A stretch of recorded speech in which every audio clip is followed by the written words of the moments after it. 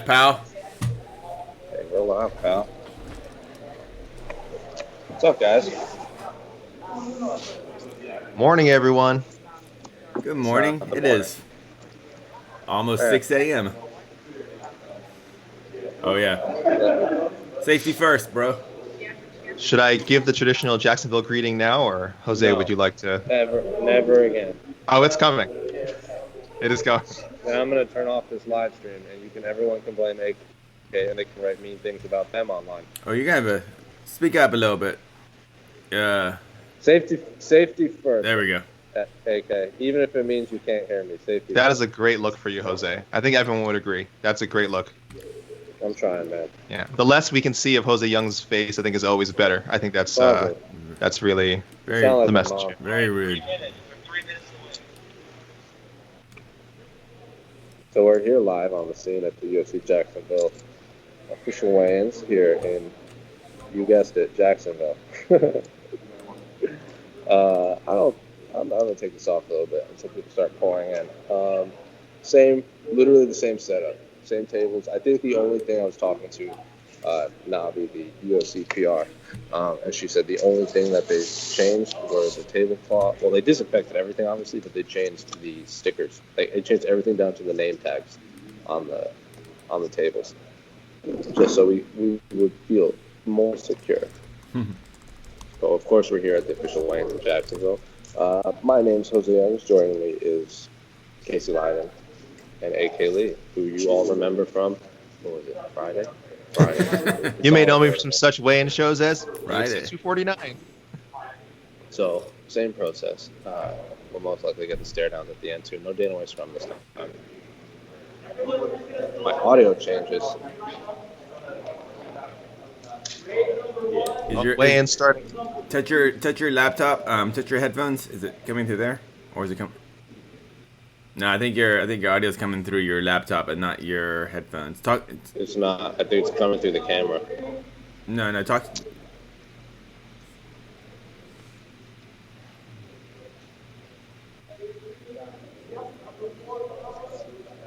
Microphone is the camera.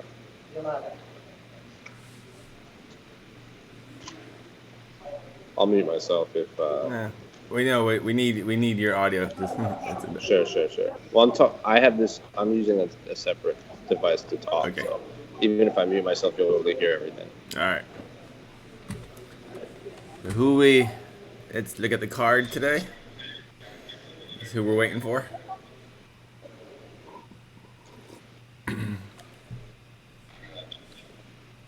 And by the way, everyone, Duval.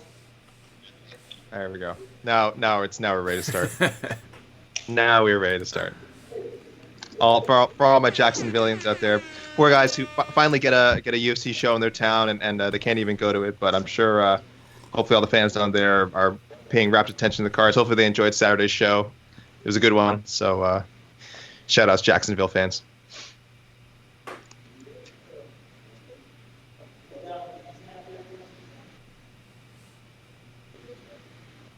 Ooh, starting shortly. Okay, we are officially starting. We are in the 2-hour window right now. Yep. So for everyone at home, the time at the bottom is the. Hi, everybody. Here we go. All right, this is the official race for UFC Fight Night Smith versus Teixeira. Our first fighter to scale in the 135 bantamweight division, Ray Borg. Ray Borg up first.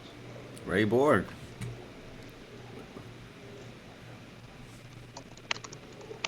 That is a good sign, I hope. Unless he's pulling a Jeremy Stevens. Let's see. Oh, don't say that.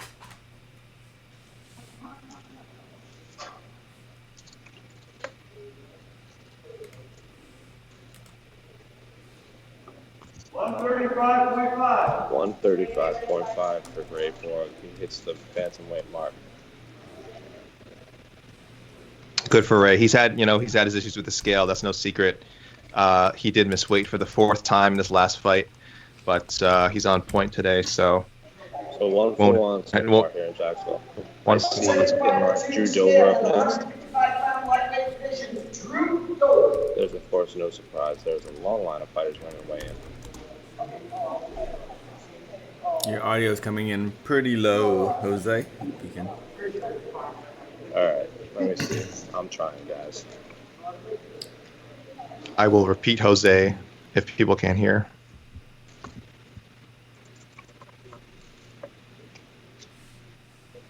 $156.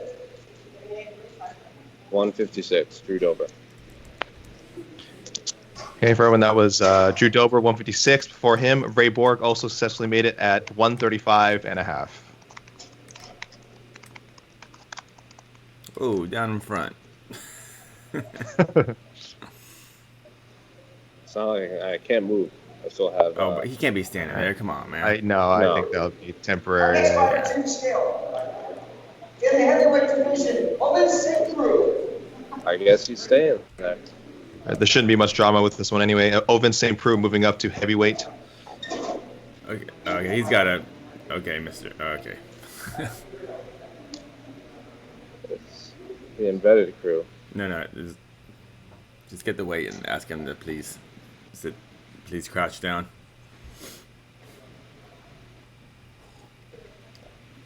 There you go. There you go.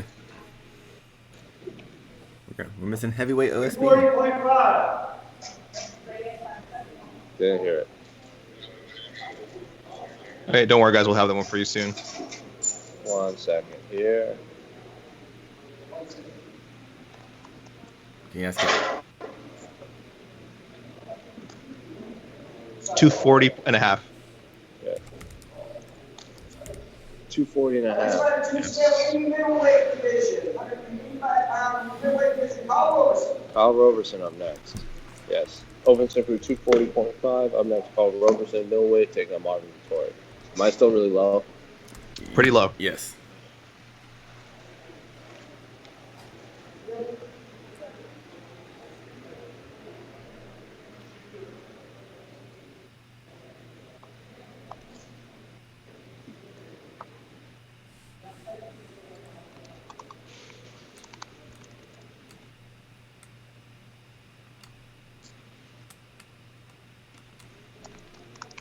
$187.5.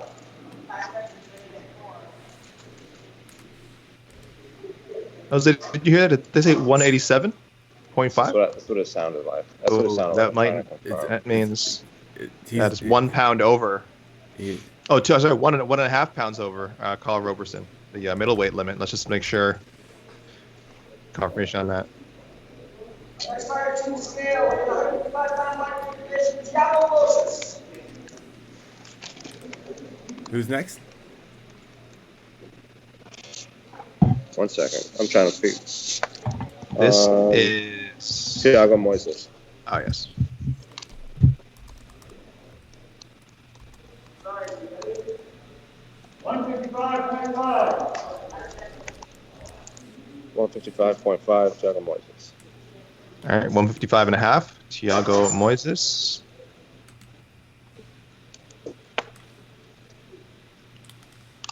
Okay, we're still kind of waiting to hear. It does sound like Also in the lightweight division, Gabriel Benitez. Mowgli Benitez coming up. Kyle Roberson did come in heavy, 187.5. We'll see if he gets a chance to weigh in again.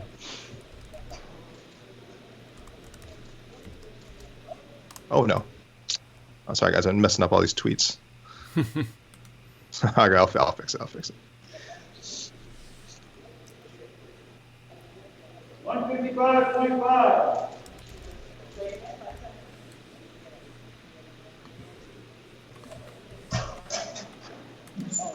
That was 155.5 for Gabriel Benitez, moving up to lightweight, people. So anyone who follows his journey, he did not miss. In the 135-pound women's bantamweight division, Cesara Eubanks.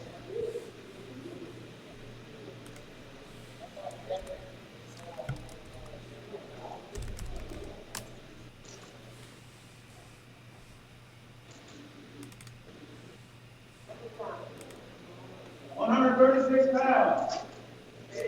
136, Sajara Eubanks. 136. 136 is Jar Eubanks, good for her. She's had some issues making weight at flyweight, but she's been okay, I think, since she made her move up to 135 in her last fight. Our next fighter to the scale in the 185-pound middleweight division, Marvin Vettori.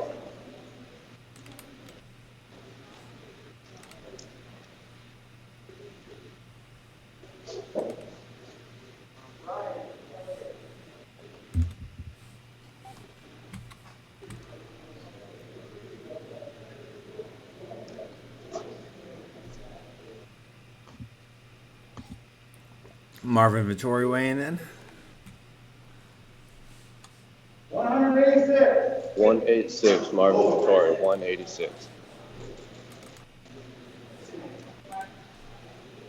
Marvin Vettori 180. So that fight is official. That's his fight with Carl Roberson, I believe. Well, I it's think not- we've got one of the. It's not official. Yes. He has to accept the fight. Oh, right? Rob, sorry, I forgot. That's right. It's just it happened so fast. That's right. Roberson did come in heavy, 1.5 pounds over. Our next fighter to the So scale what's the, in the what Vettori's- 185-pound lightweight division, Michael Johnson.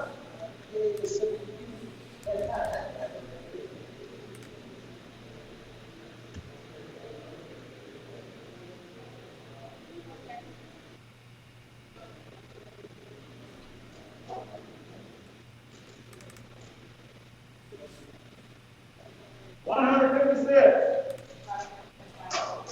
156, Michael Johnson. 156. 156, Michael Johnson, consummate professional. That one is official. I'm sorry. His fight with Thiago Moises. So there we go. Looks like Crystal Crew, Brian Kelleher up next. Let's see if the Crystals made his weight cut easy.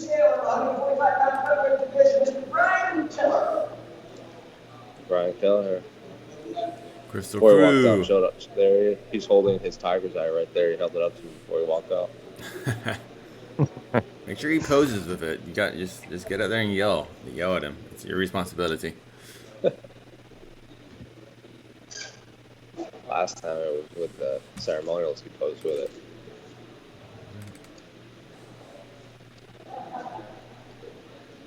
$145.5. 145.5 for Brian Boone Kelleher. 145.5.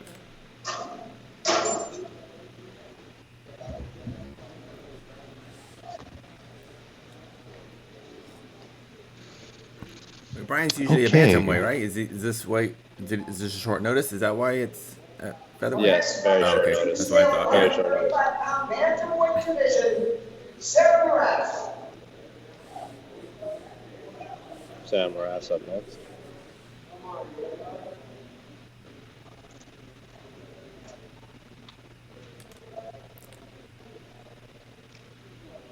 Her opponent has already made weight.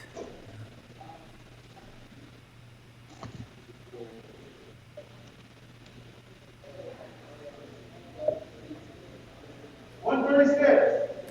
136. That's official. 1-3, big make for Sarah Morris. She did miss for the first time in her UFC career last time, and she told me it wouldn't be an issue this time around, and there you go. Beats the scale.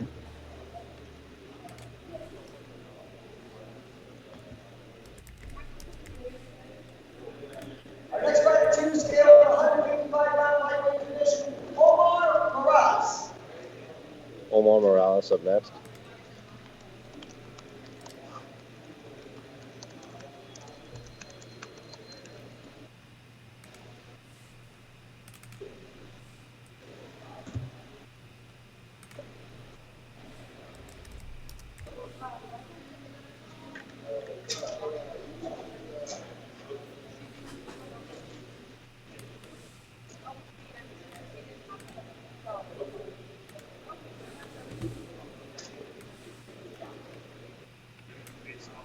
$155.5. 155.5. 155.5 for Omar Morales.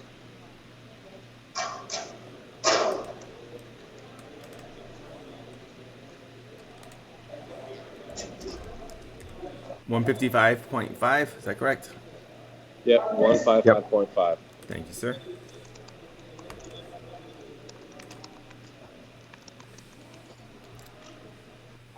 This is going very fast. Invited to the scale in the heavyweight division, Ben Rothwell. Another member of former alumni of the A side, Ben Rothwell, up next. Early heavyweight. I love it. Big Ben, not keeping us in suspense. Oh. Drops the shirt.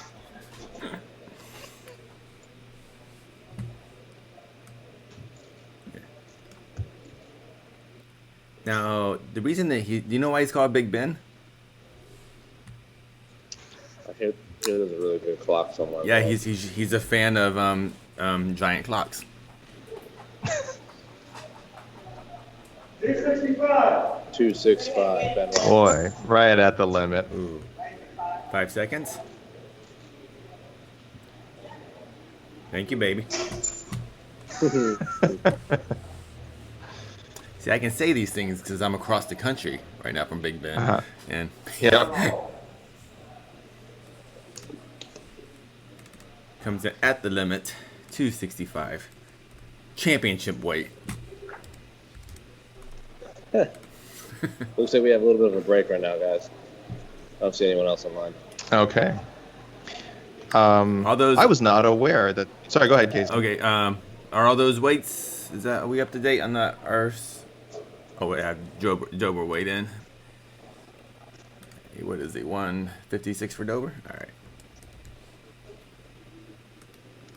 So Yep. Everything. Other than that, everything looks up to date.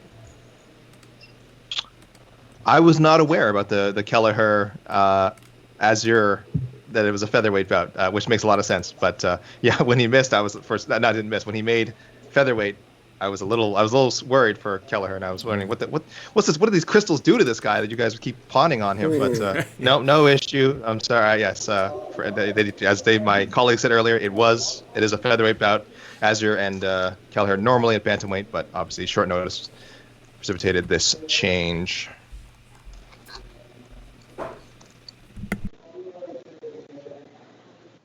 Yeah, we have a little bit of a break, guys. Sorry, I'm just taking some notes here. Yeah, so some notable for anyone. We've got them all up in the graphic. I can see people in the YouTube comments are loving the graphic. But just for anyone wondering, excuse me, notable events that happened so far. Carl Roberson the only fighter to miss weight so far, 1.5 pounds over the middleweight limit. We will have to find out if he gets another chance to weigh in, and if not, and if he can't make it, then if Marvin Vittori's team decides to take the fight, what the penalty will be. There you go, highlighted in lovely red. As we said, there was a couple of people moving up in weight, Gabriel Benitez, Hunter Azure, and Brian Kelleher, just because it's short notice. Ovince St Preux, anyone looking at that number, 240, he did not miss light heavyweight by 30 pounds. He is taking this fight at heavyweight with Ben Rothwell. So otherwise, Ray Borg and Sarah Morris, both with big weight makes. Ray Borg has missed weight 4 times in the past at both flyweight and bantamweight. So he made bantamweight today. And Sarah Morris missed weight for the first time in her career in her last fight. So she made it this time. So everything mostly good so far. We're just a little drama with Roberson.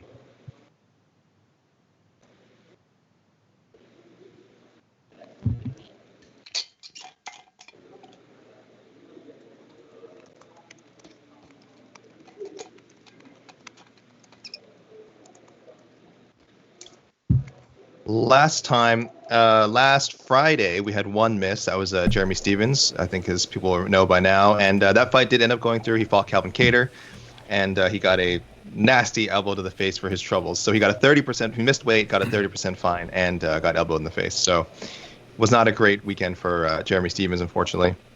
We also, yeah, sorry. It's gotta say, it's pretty surprising for someone to miss weight by a relative, small amount to show up this early in the weigh-ins. That's pretty surprising. Yeah. Jeremy Stevens did the same thing. But Jeremy Stevens missed weight by like 5 pounds, but someone missing weight by just a pound and a half. I'm kind of surprised they came in so early, but he made a decision. So he would most likely forfeit 20% usually. Yeah, that would be my assumption. Do they get an extra 2 hours or an extra hour, anything like that in Jacksonville? That's a good question. I don't honestly know. Again, is it 2 hours? Kattar got 30% of his for his last. Yeah, but Stevens missed by what, 4.5 pounds? 4.5 pounds. Yeah. Yeah, it changes. Yeah. And well, it hasn't. We haven't released a video yet, but our own Mike Heck did an interview with Cater yesterday, and apparently there was some negotiations backstage, and they were not happy with only 30%. They wanted more, but you'll hear more in his interview. Interesting. Yeah. I can't remember who it was that suggested. It might have been more than one fighter that suggested, a mandatory 20%, whether it's a half pound, 1 pound, 1.5, 2, and then anything past 2, then you add another 10%. Which I thought, that seems reasonable. And then at some point you just don't take the fight. Yeah. They said because the weight miss was so just so over the limit that they wanted more than the standard 30%. And as you said, Casey, it really did seem like he didn't even have the intention of. Again, he showed up so early. It didn't look like he had the intention of taking all of his time to make weight. He had at least another 90 minutes, probably more than 90 minutes to try and make. So I understand Cater's team being upset with that. I don't know if Vittori's team is going to have the same reaction. Like I said, Roberson was the third or fourth person to weigh in today, had well over 90 minutes to cut that 1.5. It just might have been impossible. So they threw in the towel early, and now it's just time to negotiate. But I would still only expect 20%. I don't know if Vittori's team would go for try and finagle an extra 10%, but it's possible. Yeah, Cater's team was not happy. Actually, I recall Cater weighed in either right after or right before Jeremy Stevens, and Cater when Stevens missed weight, he was very surprised because he saw him in line waiting for the weigh-ins in the morning. He goes, "Oh, I guess he had a really good weight cut because he's here before me, or right at the same time." So he was as surprised as we all were that his weight miss was so dramatic. And we should say, of course, look, Jeremy Stevens is a veteran. This was something, I think, his 33rd or 34th UFC appearance. So, I'm not suggesting any impropriety. It's amazing that we didn't have more weigh-in mishaps given the circumstances that the fighters have had to kind of take these fights under with, the COVID-19 pandemic changes and the UFC just kind of really just throwing these cards at the wall and hoping some of them stick. So, some sympathy for Stevens. I know he missed by a lot. I know fans don't want to hear that, but the circumstances that these guys prepared for these fights under is pretty crazy. Yeah, actually, Cater said the same thing. He was actually surprised. There was only one weight miss from Friday's I think card. that was it. Yeah, I think he was like, "Oh, I thought more people would miss weight," but just due to the circumstances. So here, let's take a look at the screen. Who do we have left? Who weighed in? And how much time we have left? Yeah, we're still waiting on main eventers: Anthony Smith, Grover Teixeira, Ricky Simone, Alexander Hernandez. 2 heavyweights: Andre Arlovsky. Andre Arlovsky's again veteran heavyweight. Well, so is Rothwell. Rothwell showed up early. Come on, Andre. You're a former UFC champion. Give us let's come in the first hour. PFL 2018 PFL champion Philippe Lins making his UFC debut. Hunter Azure again moving up to featherweight to fight Brian Kelleher, and 2 more. I forgot there were so many heavyweights, and then Chase Sherman making his return to the UFC, and newcomer Ike Villanueva. Is Ike Villanueva, is he the only UFC newcomer on the? Is he the only Chase Sherman in a sense because he was re-signed, so he's coming back. Oh, Philippe Lins again, come from the PFL. He's a PFL veteran. Okay. So we have. Yeah, he won the 2018 season, so he got a sweet 7-figure paycheck. Unfortunately, could not compete and could not defend his title and come back in the 2019 season. He suffered an injury that knocked him out of that, and I guess was part of the releases. He was released before the recent releases that the PFL had to do, unfortunately, and was signed. And I think was supposed to debut. Was supposed to debut earlier this year. Either way, heck of a stiff test in his first fight. Former UFC champion Pitbull Andre Arlovsky. Great, a big opportunity for him. So we have a question from one of our YouTube comments from Ian Neverson. Does the UFC have a hydration rule? I'm assuming they're thinking like 1FC or 1 rather, and the answer is percentage. The answer is no. Right? I was just no. That would all be on the commissions and the medical the doctors with the commission as far as any hydration issues. Is that correct? Yeah. Oh, yeah, yeah. I was looking at it like I was bringing up California, but you're right. Does the UFC itself have a rehydration rule? No. You're right. They leave a lot of that stuff in the hands of the commissions. No. California is trying to make some advances with sort of like how early they weigh in the week, what your body weight should be at. I can't remember their exact rehydration policies. They also like to be more transparent with what the fighters taking the fight day weigh-ins for the fighters, so fans can know and the commission can know exactly how much weight people are putting back on. So they've been very good about acting on that, but. Yeah, in North America, it's mostly just California that's trying to crack down on these kind of things. Otherwise, as usual with MMA, it's been mostly a lawless land. Yeah. From everything I recall, California is the only commission in the U.S. that has any sort of rehydration policies. Yeah, that was a big deal when one implemented that. I'm sure people remember. I'm sorry, the fighter's name escapes me, but it must have been, was it 6 or 7 years ago? Maybe my timing is off, but that one of the fighters did die due to a weight cut gone wrong. A very young guy too. I remember. I think he was in his early 20s. So that really caused one officials to take a look at things and implement their own hard rules on how weight cutting and how rehydrating is handled. So now. Is it hard rules? Well, there has unfortunately we don't unlike the UFC, which gives a lot of access to live weigh-ins as we have for you right now. Most one events do not have live weigh-ins, and so we usually take what is said in the press releases as the official word. Make of that what you will. We've definitely heard some people complain about the lack of transparency from one, but the fans, at least I know, seem to enjoy the idea in principle. I see a lot of people complaining like, oh, why aren't more promotions like one? Why don't they do it this way and do it this way? And again, my answer would always be the problem is we don't know exactly how they're doing it. That it might be why a lot of promotions. It's actually very interesting, and pretty much every Asian promotion and just Asian promotions in general. The weigh-ins aren't really a big marketing tool, a big promotional tool like they are in the States. With American promotions and British promotions, the weigh-in process, the spectacle of the weigh-in is an important part of the promotion of the fight. Over in Japan and Asia, not so much. It's more about the press conference and more about the opening ceremonies, rather, of the actual fights.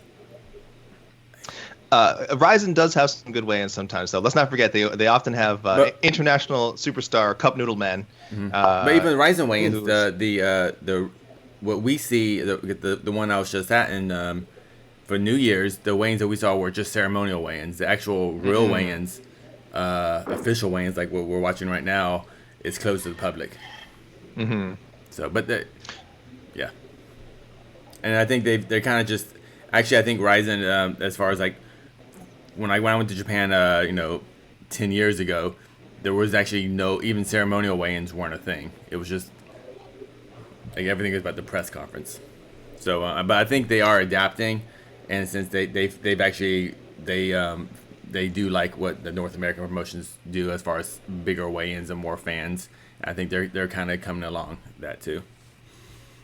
Casey, when the UFC used to only do ceremonial weigh-ins, did you always kind of want them to make these weigh-ins? I mean, this is so normal now, but did you always want them to make these weigh-ins accessible to the media, or were you kind of fine with the way it had been done before, where they did the officials behind closed doors and then, they used to do officials behind closed doors, right, and then do the ceremonials later, right? For what promotion?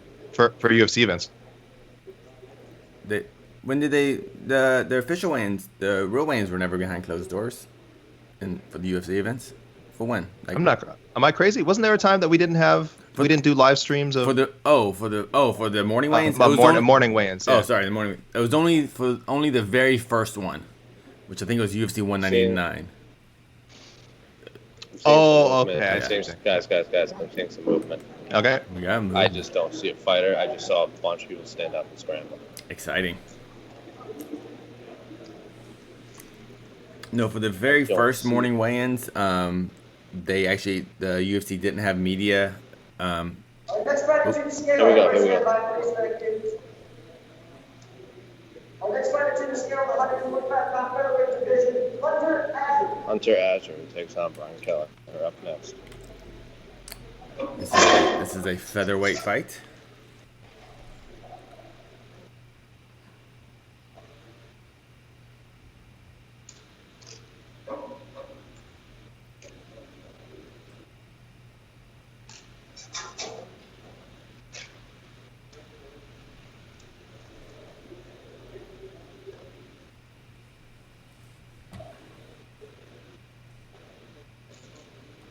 He's coming off a victory.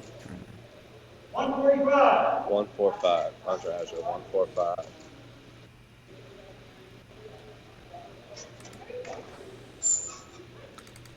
That's correct, Casey. Hunter Azure is coming off a victory. He's a Dana White Contender Series contract winner, and in his UFC debut, he won a decision against Ultimate Fighter winner Brad Katona. So that was a tough one for me to take, but great performance by Azure. So 1-0 in the UFC, 8-0 as a pro. I was really disappointed and bummed out that UFC released Brad Katona after that. Mm-hmm. I thought he was one of the more unique personalities in the UFC. No respect for Canadians. Yeah. What's going on? You know, it's story of my life, buddy. Story of my life. All right. Story of my life. So, Alex, catch up on what do we have and who's weighed in and who do we have left? Yeah, well, okay, so we got a few fights official. The co-main event, heavyweight encounter, Ovince St Preux. He's moving up to heavyweight for the first time in the UFC. I don't know if he's ever fought at heavyweight before. If he did, it would have been in his pre-Strikeforce days, but I know he's been in light heavyweight for a very, very long time. But he came in 240.5 at heavyweight, and he's facing Ben Rothwell, veteran heavyweight, who came in at 265. Drew Dober's made weight. Ray Borg successful at bantamweight. People know he's had his issues in the past. Carl Roberson fighting Marvin Vettori. Both fighters weighed in. Vettori was successful, 186, but Roberson came in 1.5 pounds over. We don't know if he's going to get extra time or if he would even plan to use it because he weighed in very, very, very early. And like Jeremy Stevens last week, may just already be going into the negotiation phase for his potential bout with Vettori. So we'll update you on that stat as soon as we get it. Still waiting on Andre Arlovsky and Philip Lins, heavyweights. Michael Johnson, Thiago Moises, that is official, lightweight bout. Sijara Eubanks, Sarah Morris, both made weight. That's official bantamweight bout. Galvin Benitez, moving up to lightweight. He was successful. He will face Omar Morales. And that is also official. And our last official bout so far, Hunter Azure and Brian Kelleher at 145. And then we're also waiting on heavyweights, Chase Sherman and Ike Villanueva. So pretty brisk so far. So we have a question from Calvin Dalton from the YouTube comments. Interested to know if you guys got OSP or Ben. I just Ben, just. Jose, what are your thoughts? I'm going to have to go Ben Rothwell. He said himself in the virtual media day that every single fight since March, you can clearly see a progression in him, not just getting better, but showcasing his skills. And I think there was something going on ahead of his fight against Arlovsky in San Antonio, so he's put those behind him. He's back, and that fight against Struve was a little weird, and I believe it was Washington, D.C., but I like the heavyweight that's 265 pounds that has over 30 professional fights, meeting a light heavyweight coming up to make his heavyweight debut in the UFC. I tend to favor the heavyweight veteran in that. Yeah, he's a big guy, and if this is your first fight at heavyweight and your first guy is Ben Rothwell, that's a huge leap. And OSP is not a small light heavyweight. Don't get me wrong. I think when they stand off, they'll actually look similar size, despite the 20-pound weight difference. They'll probably look similar. But look, Ben said himself, he's fought a couple of light heavyweights coming up. Brandon Vera, Krzysztof Sosinski in the past. He beat both of them by. I think he knocked out Sosinski in 13 seconds, as he reminded us, and he beat Vera in the third round. And that was a very entertaining fight. So he doesn't mind fighting smaller guys. I don't think we should worry too much about the Von Preux choke in this one. I think Rothwell himself said it'd be an interesting challenge to face, but I know OSP yesterday on media day said, I don't even want to try. I'm paraphrasing, but I don't even want to try a Von Preux with someone as big as Big Ben on top of me. So we're not, it's his trademark move. It's possible he goes for it, but I think he's right. I think if Ben Rothwell is on top of him in any form, the fight has gone really, really badly, and he just needs to get out of there. So I'm certainly leaning. If OSP can land that his Von Preux choke, oh my goodness, he would lock up submission of the year right there. That will be.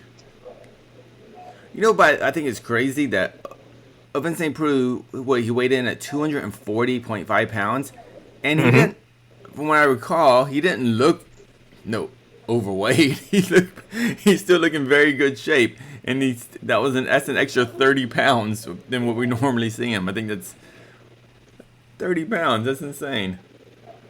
Yeah, definitely. The bigger you get, for sure, guys can cut a little more weight. But I mean, if people just want an idea of how extreme weight cutting can get, yeah, that's OSP with no weight cut, maybe a little bit bulkier than usual. But yeah, like Casey said, probably on any given fight night, and we've seen him at light heavyweight a lot.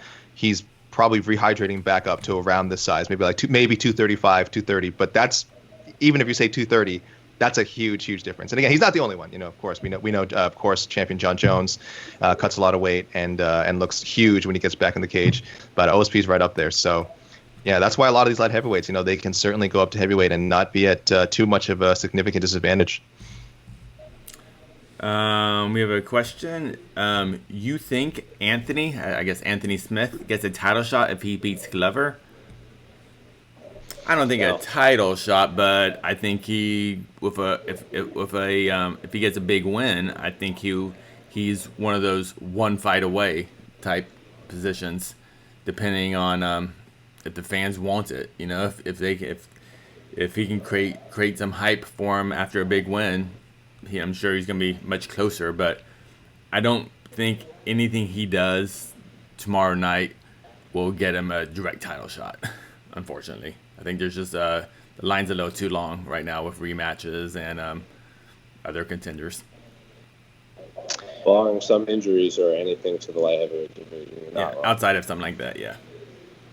Alex? Yeah, this is a really, I think this main event could be really entertaining. So I hope you'll just focus on that and not worry about the title implications too much, because both guys are in a difficult situation. They both fought John Jones.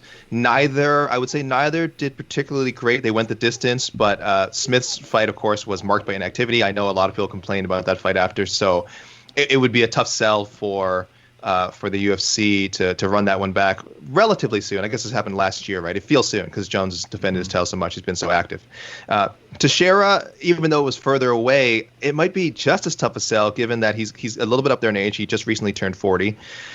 He would if he beats Smith, this would be his fifth straight win, which would be the second best streak. Well, I call it the second best streak in the light heavyweight division, behind John Jones. But if you don't count, if you count that no contest against Daniel Cormier as where Jones' streak ended, then actually Teixeira would have the longest winning streak at light heavyweight with 5 if he beats Smith. So it would be hard not to give him a title shot. But neither Anthony Smith nor Glover Teixeira is an easy fight to sell. I'd love to see both fights, but I understand if fans would just kind of be like, oh, this guy again, they have no chance, whatever. And I would understand the disinterest, but certainly they deserve it. But I agree with you guys. I don't think either guy gets it automatically with a win. No matter what happens on Wednesday, unfortunately, for those guys. Man, I like that you said Saturday, because how crazy is it that we just had an event on Saturday, now we're having an event tomorrow night, and yes, we have another event Saturday. Look, we've had the 3 events in 1 week before, international fight weeks when they would do Ultimate Fighter finale and then a fight night and then a pay-per-view usually on Saturday. But this feels, I guess, because it was so last minute and because the events don't have that kind of theme, like we said, there was a weird sense to Ultimate Fighter finale. Fight night, pay-per-view. There was like a build to that, plus a Hall of Fame ceremony thrown in there somewhere. This just feels like what it is. It's thrown together. The pay-per-view first, and then doing 2 fight nights. We almost wish they had done it backwards, done the 2 fight nights and then the pay-per-view this Saturday, but they didn't really have a choice. It was a lot of it was out of their hands. So a very strange feel to the week, which really has only just begun, even though we've had one event already. Okay, but Alex, we have an important question from YouTube commenter Try A Gain. Mm-hmm. The real question is who is Mike Tyson going to fight next? Yeah, that's easy. People don't know. I thought people already knew. It's gonna be, Mike's only coming back for exhibition bouts, so there's all kinds of silly stuff like weight classes that we can ignore. I don't know if people saw the morning report, but I mean, Conor McGregor's management is talking about him definitely looking forward to boxing at some point. Mike Tyson's fighting Conor McGregor. How do we not? This is obvious. I thought this was essentially like all but signed. Yeah, Tyson Come on, guys. Versus McGregor, bare knuckle boxing, Biloxi, Mississippi. Oh. I thought he was going to fight the Iranian Hulk in bare knuckle boxing. Yeah. We're still waiting to hear back from that guy. I'll just still waiting to hear. Anyone who's not familiar with the Iranian Hulk, just look up Iranian Hulk Instagram, and you will see a young man that is too good to be believed. His physique. Let me put it that way. But you know what? Before we answer this question, because this card was essentially thrown together. This card didn't exist a couple weeks ago. Like, it wasn't on the schedule at all.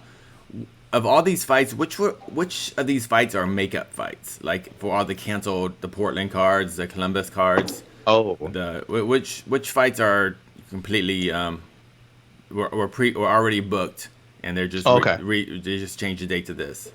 So Anthony Smith versus Teixeira, right? That was the main event in Nebraska. That was supposed to be the main event in Nebraska. When was that? It was supposed to be a home date for Anthony Smith, yeah. When was that supposed to be? Just sometime in April? Was it sometime in April that was supposed to be? That was the 25th, I believe. Let me check really quickly. That was the 25th, yeah. You know, I will say it used to be pretty easy to remember canceled fights, but since we've had literally probably over 100 canceled fights and a dozen canceled cards for various promotions, it's hard to keep track of it, to be honest. Plus opponent changes, like some of the fighters got moved, but their opponents didn't also get moved. So because a lot of it was the internet, because all the international, domestic, travel bans, just so many fights were just broken up. But Anthony Smith and Glover Teixeira, that was a main event for Nebraska. That got moved to another main event, which is they trained for 5 rounds, so they'll be fighting another 5 rounds. So that makes sense, and it's good to know that those guys are getting their paychecks. How about the other fights? Roberson and Vettori was also scheduled for the 25th, but Vettori was also supposed to fight, I think, at the London show in March. He was. So he got moved from that and then got moved again. So he's having a good time. Arlovsky and Linz was supposed to happen at the May 2nd Oklahoma City. Sorry, May 2nd Oklahoma City card. So that got moved, and Sajara Eubanks, Sarah Morris were supposed to fight at the original UFC 249 on April 18th. So that got moved, and a lot of other fighters, as you said, had different opponents for different cards. Ben Rothwell was supposed to fight on the 18th. He told us he had I know there was Jean Vellante. And I know he said Maurice Green had also stepped up to fight him. I don't know if on the 18th or some other point. So he's been moved.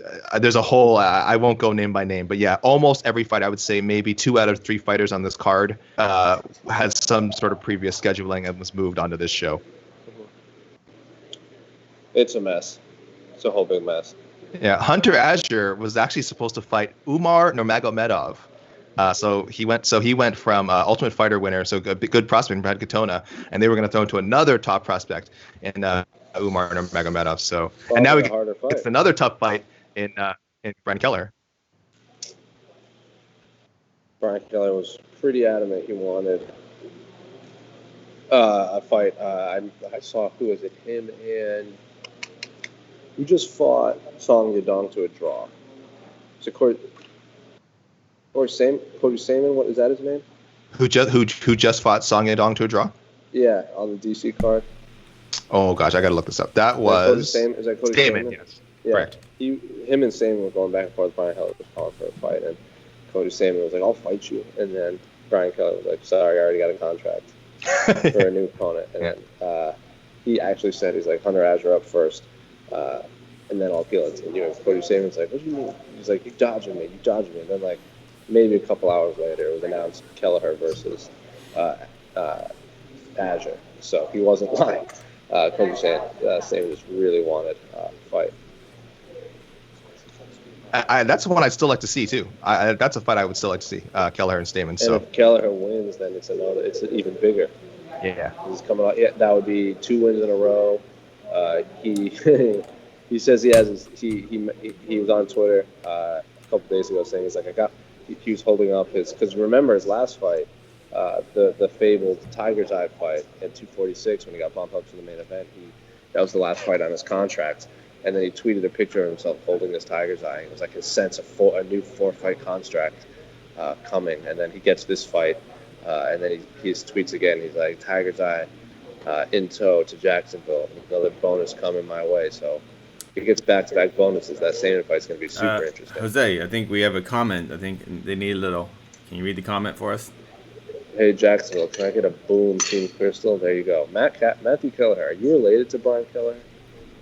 Has to be. He has to be. Has to be. I would like to say Jose Young's opinions on crystals are his own. He does not reflect the opinions of MMA fighting on the efficacy of crystals on your daily life.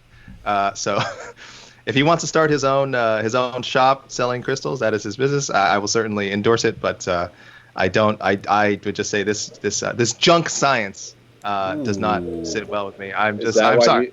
Is that why you can't grow a real mustache? Look, Gentlemen. I know you tried to sell me on those hair growing crystals, and I won't fall for it. I won't believe it. Gentlemen.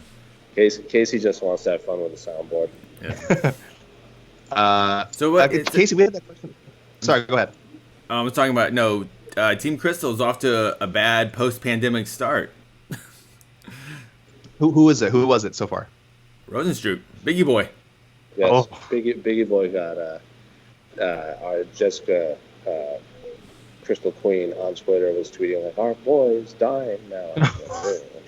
In fairness to you guys, there is no crystal yet, I think, that has been discovered that is Ngannou proof. I don't think that exists yet. Maybe someday when you guys can dig deeper into the mines to find that crystal. It does not exist yet. There is no crystal. So we have a question from John Smith. When are the weigh-ins?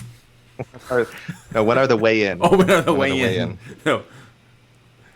I don't know. Well, weigh-in. Jose, can you ask PR when the weigh-in is? I think it started 45 minutes ago. Interesting. Thanks. The weigh-in is now. Thank you for the questions. We have been putting out the graph. There we go. We have a lovely graph to catch you all up. So there you go. We were just waiting on a few fighters, a few heavyweights, the main eventers. Otherwise, everyone has made weight except for Carl Roberson. He came in heavy at 1.5 for his middleweight bout with Marvin Vettori. But you can see that we have a few fights official. So check out that lovely graphic, everyone. Casey, we had that question before about Michael Johnson, right? Yes. You guys didn't chance to answer that? The question was what was the question? Was it right here? Hold on. I think there we go. Is he better at 155 or 145? Who did he fight at 145? Huh? Who? Darren Elkins. That was it? Yeah, and I think he started. Didn't he start it? Oh, yeah. No, he didn't. I thought he started. Okay, drop down. It was Artem and... Yeah, he beat the GOAT Artem, which I think is really the basis for this question. He did miss weight for that fight. But that was super short notice. Mm-hmm. Super short notice. Oh, it was. That's right. 229 and his original opponent. I can't remember his name, was one of the Habib's teammates that was suspended. Mm-hmm. And Artem actually, I believe he gave Michael Johnson the fine money. I think he took the fine, or they made him take a percentage. The commission said he had to, and I think both him and Michael Johnson confirmed after that Artem just gave him the money back because you're right. He actually did Artem a favor by helping him stay in that card. So a weight miss, but with a quotation marks around it. Wasn't that a Canada? Wasn't that a random Canadian card too? Random Canadian card? Random Canadians? Are you calling Moncton, New Brunswick, the jewel of the Maritimes, a random Canadian card? As we're watching a random American card? Oh my! Do I have to defend our socialist brothers from up north? Lovely scenic Moncton, New Brunswick. You know what? Been to Moncton, New Brunswick? I think I've been. No. So it's pretty random, huh? That was headlined by Anthony Smith, by the way. So there you go, a little 6 degrees there. Let's go back to Michael Johnson. Like he might have one of the most unique UFC. Casey, read off some of his wins at lightweight. Just read off some of his wins. Go ahead. Well, I can read off some of his wins, but some of his he's almost like this. A bit of another Jeremy Stevens. Like, if you can beat Michael Johnson, if you can beat Jeremy Stevens, essentially, for the most part, you're going to be an elite fighter. Look who Michael Johnson's lost to, unfortunately. He's got mauled by Habib. We know who Habib is. He was probably one of the best fights you're ever going to see versus Gaethje, but he lost that fight, and look where Gaethje is. And has he fought?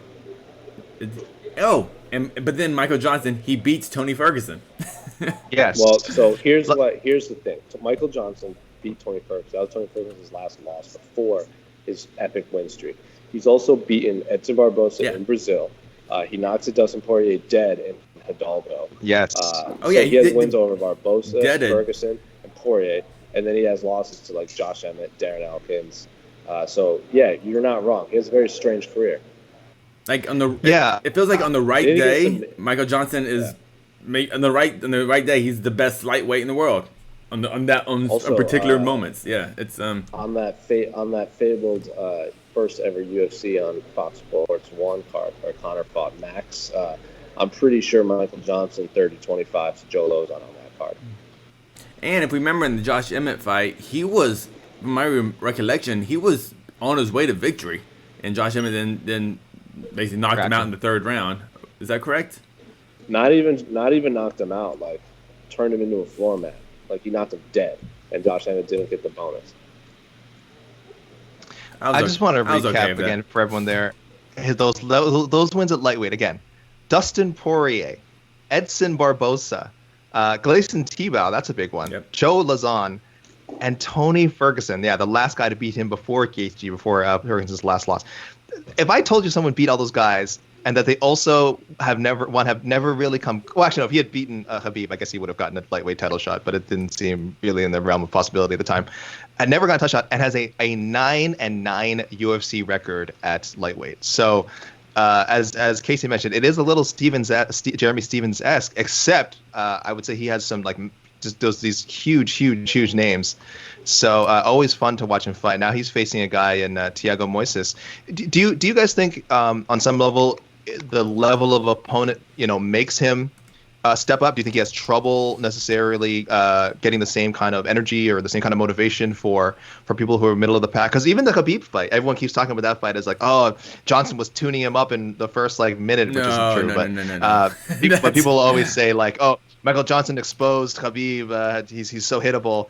Michael Johnson did okay in the first few minutes of the Khabib fight. So, but he did show before Khabib, when Khabib on his ass, that he certainly deserved to be in there, I suppose. The highlights now won't show that, but I mean, he didn't look awful the first couple minutes. So, do you guys think he needs to be motivated by big names? Michael Johnson?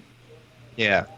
No, I just think he fights in a style and in a weight class that, essentially it could go. He fights coin flip fights eventually. The way he fights a lot of times, he just doesn't have that kind of that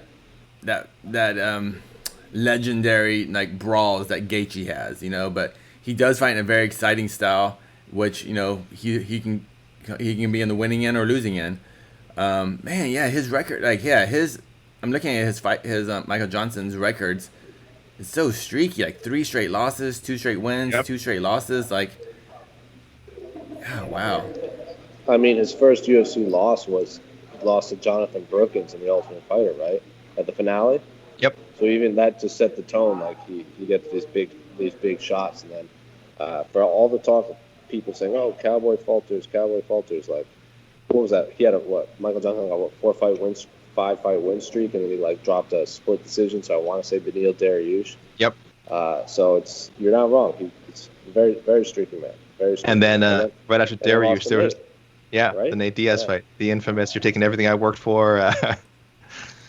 Yeah, so but then that card, and then, so he loses 2 in a row to Dariush and Diaz, and then he headlines the card, if I'm not mistaken, and knocks out Dustin Poirier. So he headlines a card on a 2-fight win streak, knocks out Dustin Poirier, and then loses 2 or 3 more, right? Yeah. So he loses 5 of 6, and the only win he has is a headline and KO win over Dustin Poirier in Hidalgo, Texas, of all places. The Moncton of Texas, I would like to call it. But like Casey said, though, it's that Poirier fight. It was short; it only lasted 95 seconds. But with Michael Johnson, I mean, we know Poirier. That easily could have gone the other way. That could have been, Poirier knocking him out in under 2 minutes. But in that case, like he said, coin flip. The coin flip came up in Michael Johnson's favor, and not to call it luck. I mean, look, like I said, I'm a believer. You've got to be good to be lucky, and you've got to be lucky to be good. And again, once you get to the UFC level, most guys are at least of certain quality. Michael Johnson's certainly very, very, very talented. But yeah, when you fight the way he fights, you're gonna have some rough outings. Again, the Josh Emmett thing, man, it just got crushed right in the end. Less than a minute to go. It's insane. If you looked at I'm kind of amazed looking at his fight his record. He went on a 4-fight streak. He went Nate Diaz, Dustin Poirier, Khabib, Gaethje. If you didn't see this, you would think, oh, that must be Conor McGregor. We must be looking at Conor McGregor's future fight finder. Nope, it's Michael Johnson. Yeah. He's gonna have such he's gonna become the Kevin Bacon of MMA in the future. Well, there's a lot of guys like that, but he'll definitely be one of those guys, 6 degrees of Michael Johnson, where it's like, oh, did this guy fight Michael Johnson or fight someone who fought Michael Johnson? And there'll be a lot of connections to Michael Johnson. He's part of that UFC history for sure. And he's only he's 33 years old, so he's got a good 3-4 more years, probably of a high level fighting. So when I think of Michael Johnson, I think of there was it was like a countdown, or I can't quite remember what it was, but it was back when the Black Zillions were still a thing, and it might have been for the season of Tough, or I can't remember, but they showed him like grappling, and Rashad Evans was coaching him. He might have been grappling Kamara for all I know, and Michael Johnson had a fight coming up, so he was in the middle of camp, and he kept trying this transition, but he kept getting his feet tangled up with his opponent, so he couldn't get his leg out, and he was so mad because his feet are too big. He was like, damn, feet are too big, and he like gets up and like leaves the gym. He's so mad, but then he cools down and comes back in. So when I think of Michael Johnson, I think of him getting so mad at his big feet. So let me go to some of the comments. That we have lots of comments about Khabib and other things and McGregor, but I'm trying to keep things focused on this card, ladies and gentlemen. For anyone tuning in, we've got this nice graphic up here. There is that timer at the bottom. So we've got over an hour, and we're waiting for about how many fighters we got left here. Let's do a quick count. 1, 2, 3, 4, 5, 6, 8. I think it looks like we're waiting for eight fighters. 8 out of 22. That's about normal. Yeah, 8 fighters, but really only 1, 2, 3, 4 of those fighters. We have to really concern about their weight. Half the fighters are just heavyweights who are just trying to sleepy guys. Enjoying a little extra sleep. Yeah, Arlovsky doesn't come close to 265. Chase Sherman maybe come close. Maybe I'm not sure about Ike. He's a newcomer to the UFC, so I'm not sure if he has a big weight cut to 265. But Arlovsky doesn't. Is Chase Sherman still the reigning bare knuckle heavyweight champion in the world? No, he won that in August and then lost it the following November to the Executioner, Joey Beltran. That's right. Also, we have movement right now, so someone's coming. Here we go. By the way, I would love to see Joey Beltran get one more fight in the UFC. Bring him back. The Executioner rules. Was there any doubt about that? What are you talking? Is this a debate? Glover to Sharon. No, that was not a question. Yeah. It was Glover to Sharon. Main eventer. Glover to Sharon.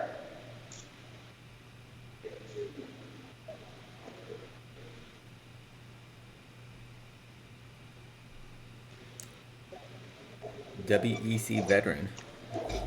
Glover to Sharon.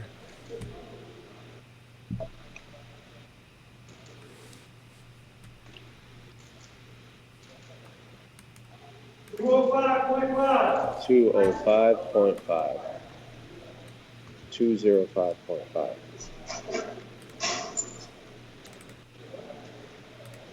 That is one half of the main event successfully on the mark.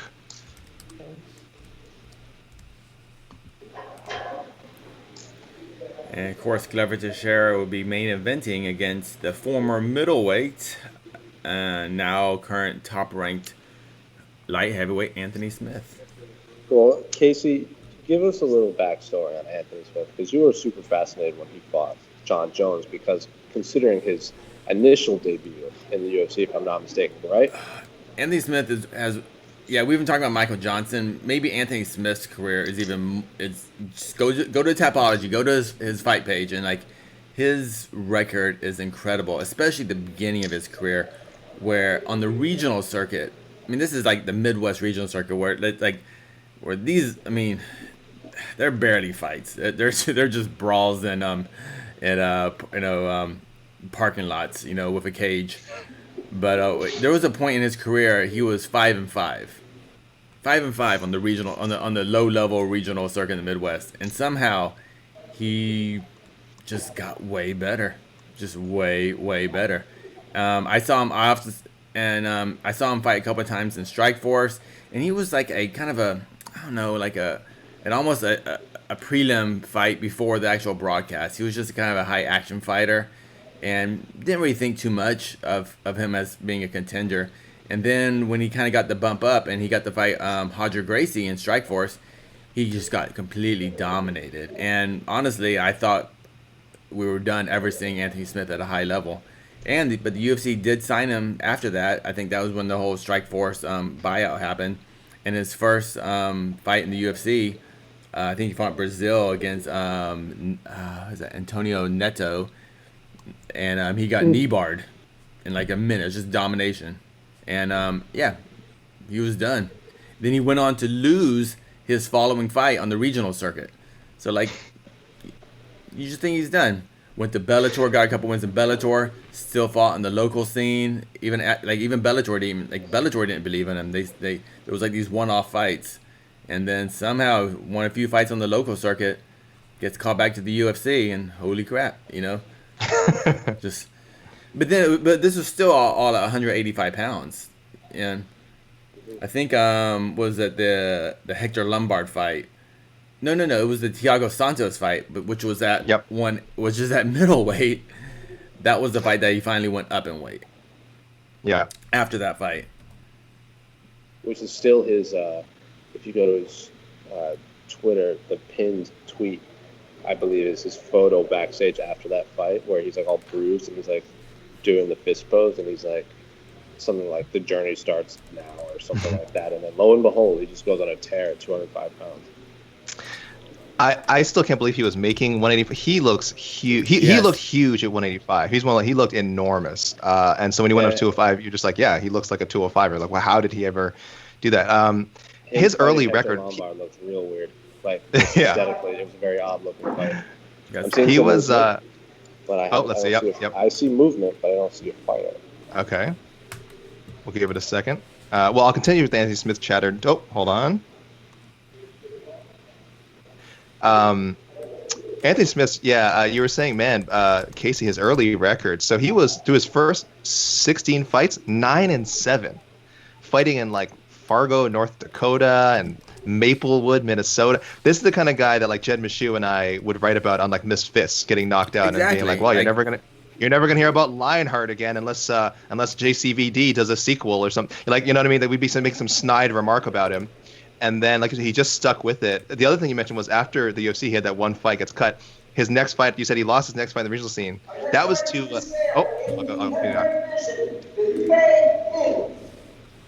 Felipe Lins up next. Takes on Andrei Arlovsky.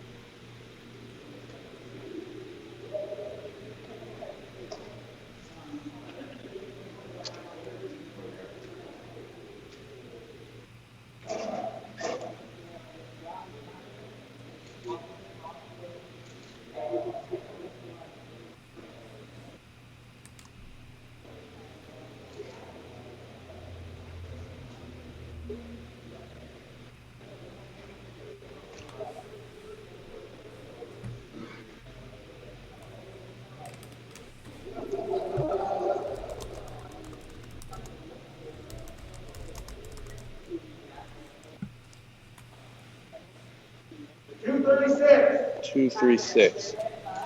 Felipe Lins. Lighter than Ovince St Preux. Interesting. Well, didn't Daniel Cormier come in heavier than Stipe on that first fight too? Yes. Like a light heavyweight champion weighed more than the heavyweight champion. Yes, he did. Sorry to continue that Anthony Smith thought. Casey mentioned his first fight after the UFC was also a loss, and it was to the dentist Josh Neer. But he then won 6 straight fights, and then got a rematch with Neer for the Victory FC promotion, both fights for the Victory FC promotion, and then he won by first round TKO. So he went on this regional journey that ended with, like, again, we're like, oh, he loses to Josh Neer, that's it. This guy's got to consider, I don't know if anyone I'm sure even he must have had his confidence shaken, but he won, gets the fight with Josh Neer, avenges that loss, and then that's what got him back into the UFC. So there is such a story. I mean, he does a lot of interviews. He's really good with the media. We've done a lot of stories with Anthony Smith. Other outlets have done a lot of stories with Anthony Smith. You kind of still feel like you're just scraping the surface. Like there's a real movie-like quality to the arc of his career. And again, here he is now in his fifth straight UFC main event. So Anthony Smith, from again a regional oddity, never ran, to world title contender and UFC headliner. MMA, everybody. That's how it is. And let's also point out that Anthony Smith, if he had chosen to, he would be the UFC light heavyweight champion right now. If he had chosen to. Remember when he got illegally kneed? And he couldn't, and like he got kneed hard, and he easily kind of said, "You know what? I am done." And John Jones was deducted a point for the legal knee. So I'm just. History's crazy. Like if he wanna, you know, if he wouldn't done the smart thing, like, you know, we all said that when like people said Diego Sanchez did the smart move, did the calculated move by taking that DQ victory when he fought Michel Pereira. So that's just to add more to the storyline of Anthony Smith. Yes, I am a noted coward and charlatan. So had that been me in that same situation, man, I would have been selling that knee like, I can't, I'll never fight again, I'll never, you know. And I would have been in that moment, I would have been screaming, "Give me the belt, give me the belt, get me out of here." So Anthony Smith is, of course, a million times the man that I am, and he said afterwards in interviews, of course, he wouldn't want to get the title that way. But your point stands. No, it's pretty. Yeah, your point stands. There's another world where he says, "You know what? I'm out. I know I'm losing this fight. That knee really, really did hurt me, and I'm gonna let's end the fight here. And I become UFC champion, regardless of the circumstances. I'm UFC champion forever. Look, Vitor Belfort is forever a former UFC light heavyweight champion. If anyone remembers, he won because of his glove sliced Randy Couture's eyelid. Yeah. So, and Vitor's a great fighter, but let's not act like all UFC titles are equal. Mm-hmm. It would be interesting. It would have been a real story forever if Anthony Smith had done that. But of course, I greatly respect that he didn't. Let me see if I have any good comments. It'd be like if the Chael Sonnen and John Jones fight got out of the first round. Chael Sonnen would have been light heavyweight champion. Can you imagine? There's no way they would have let John Jones continue. Oh yeah. Chael would have loved every second of it. He'd be like, I won. He would have held that belt up so high. And I dethroned the champion. I broke John. I literally broke him. Maybe it was one little bone, but still counts. I still did it. Sure. Hey, Chael Sonnen. I mean, from what I recall, he beat Anderson Silva the first time. He won the first four rounds. 4 rounds to 1. Yeah, he won 4 rounds to 1, and then of course Anderson Silva won the first round of the second fight. So right now it's still 4 rounds to 2. So I don't get all the Anderson Silva GOAT talk. I mean, clearly he didn't get past the gangster. And Tito tapped, right? When he fought Tito, didn't Tito tap? Wasn't there the phantom tap? I mean, really, Chael Sonnen's record has all these weird little blemishes. Just shouldn't be there. The guy is. I think he said he's undefeated, right? I think he always says he's undefeated. So, really, the video backs it up. I mean. So we have a question from Ivan. Will Carl Robertson try to make weight? He has already weighed in. He can't. I have not heard. I'm assuming he's talking about the Carl for K. Robinson, unless there's another Carl Robinson. Usually, I think he has the option to come back, but I've never seen that happen, or someone weighs in this early, considering there are scales backstage to find out their weight already. So no, these fighters aren't surprised when they see their weight. Yeah, again, our best guess has been that he weighed in as early as possible just to get it over with. As far as we know, him and Vittori's camp may have already spoken about it. Like Casey said, he probably weighed in before and knew he wasn't going to make it. So these negotiations could have began even before the weigh-in started. Yep. And they told him, yeah, look, this is what we're going to come in at. Let's start talking now. Let's just get out of the way. So again, and we're just speculating now. We don't know. As far as we know, it could have been a surprise to Vittori, but very likely it's like what happened with Stevens and Cater last week, and Robertson is just, I want to go and start rehydrating as soon as possible. Let's forfeit the 20% or whatever the penalty may be, and let's get ready for this fight on Wednesday night.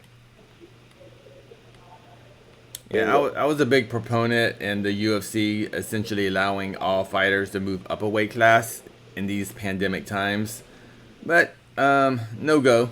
So these fighters are cutting their normal weights, doing like or everything normal, as if everything is normal.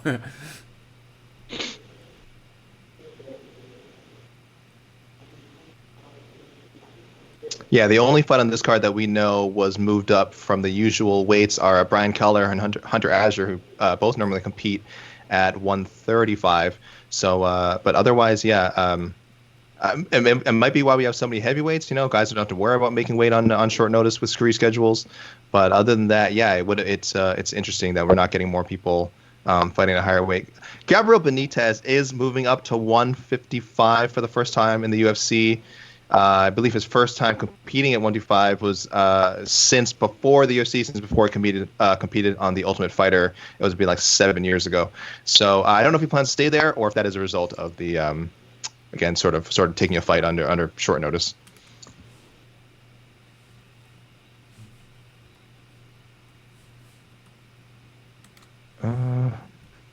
Trying to see. Looks like there's no official word yet on the Roberson Vittori situation, so we'll keep an eye out for that.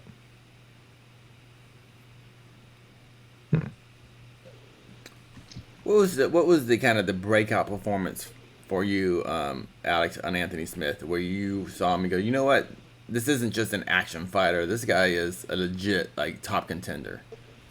What fight sold it? In a weird way, the Thiago Santos fight. I mean, I know that fight was fairly one-sided and he got finished, but him taking that amount of damage was. I think he took a spin kick. I don't remember if it was round 1 or round 2, just right to the head from Maheta that would just annihilate anyone. It was just like Tony Ferguson on Saturday. It was like, how is this guy taking some of these shots from him? It was just almost zombie-like. Finally, it was really body work that put him down. But the headshots, any of those headshots sort of kept him down. So I don't know if it made me think, oh, this guy's going to be a future contender, but it definitely made me think, oh, this guy's here to stay. Okay, like he's not going to take this loss and just kind of fade away. Something's going to happen. And when I think I interviewed him pretty shortly after that, and he talked about moving up to 205, and I was like, he really could have something here. And then they did some very smart matchmaking with him, putting him up against some veterans. So we got some fast knockouts, big names on his resume. So I don't know if there was an exact point, but it's weird. Certainly, it was weirdly the loss to Thiago Santos that got me really thinking about Smith as someone who's going to stick around the UFC for a long time.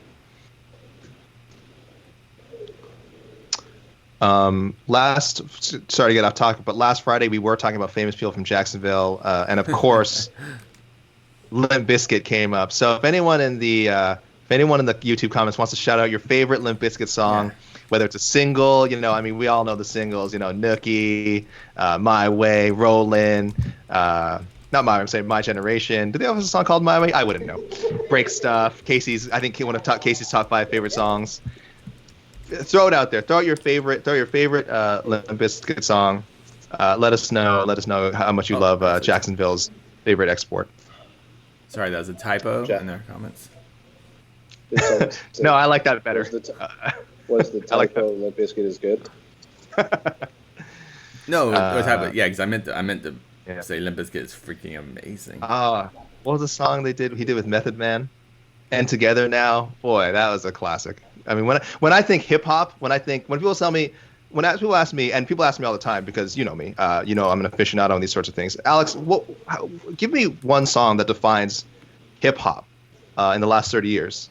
I say Fred Durst and Method Man, and Together Now, and it's really everything you need to know. That is the track I tell people to listen to. My Way is so they do have a song called My Way. I'm not crazy. Someone definitely shouted out My Way. They did a cover of the song Behind Blue Eye. What was that for? They also Impossible theme. Do you guys remember that? They did a Mission Impossible theme. I have never spoken to someone who knows more about Limp Bizkit than you in my entire life, so the answer is no, I don't remember. Fred Durst, again, also from Jacksonville. The band was founded in Jacksonville. Also, I don't know if he made his directorial debut, but I know he recently directed a very talked about film starring John Travolta. I think it was called Fanboy or something like that, and it was not a flattering depiction of Fanatic. It was called Fanatic. I'm sorry. But I think you guys can find that out there on the video on demand if you want to watch Fred Durst's latest latest directorial effort, again starring John Travolta, then I say go for it. Look, we're all in quarantine. This is the kind of stuff that we get up to. I have not seen it, but I do have plans. When I think of Fred Durst, I think of his. If you're asking me for the most random video game cameos in the annals of time, it is Fred Durst in WWE SmackDown. Just Bring It. He's an unlockable character for no reason. He was also in the Fight Club video game, the fighting game Fight Club, special unlockable character. It is crazy how famous Fred Durst was once upon a time. Him and his backwards red baseball cap, his signature red baseball cap. So all right. So Jacksonville, thank you. I also think of, didn't he sing the Undertaker's theme song at WrestleMania 19? He Undertaker used both. He used Rollin'. He used a remix of Rollin'. And Andre Arlovsky's about to find out. We'll get back to that story, Alex. I think it's good. I think we're done. I think the story's over.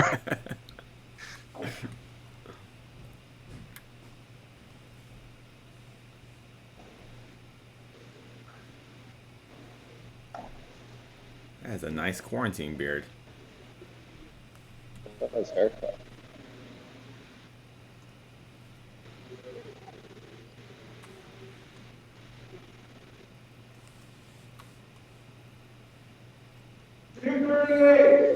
$238. Andre Arlovsky seems a little caught off guard by it. Whoa, we're not getting the fangs. He's not giving us the. Someone tell him there's no ceremonial weigh-ins, Andre. I don't know this to be true, and so I'm not reporting this as fact, but I heard from someone at this hotel that Andre is trying not to. He's given up drinking these past few months, so maybe he's a different person at this point. Villanueva up next. Was that 238 for Andre? Yes. Correct. Yeah. Newcomer. Another heavyweight.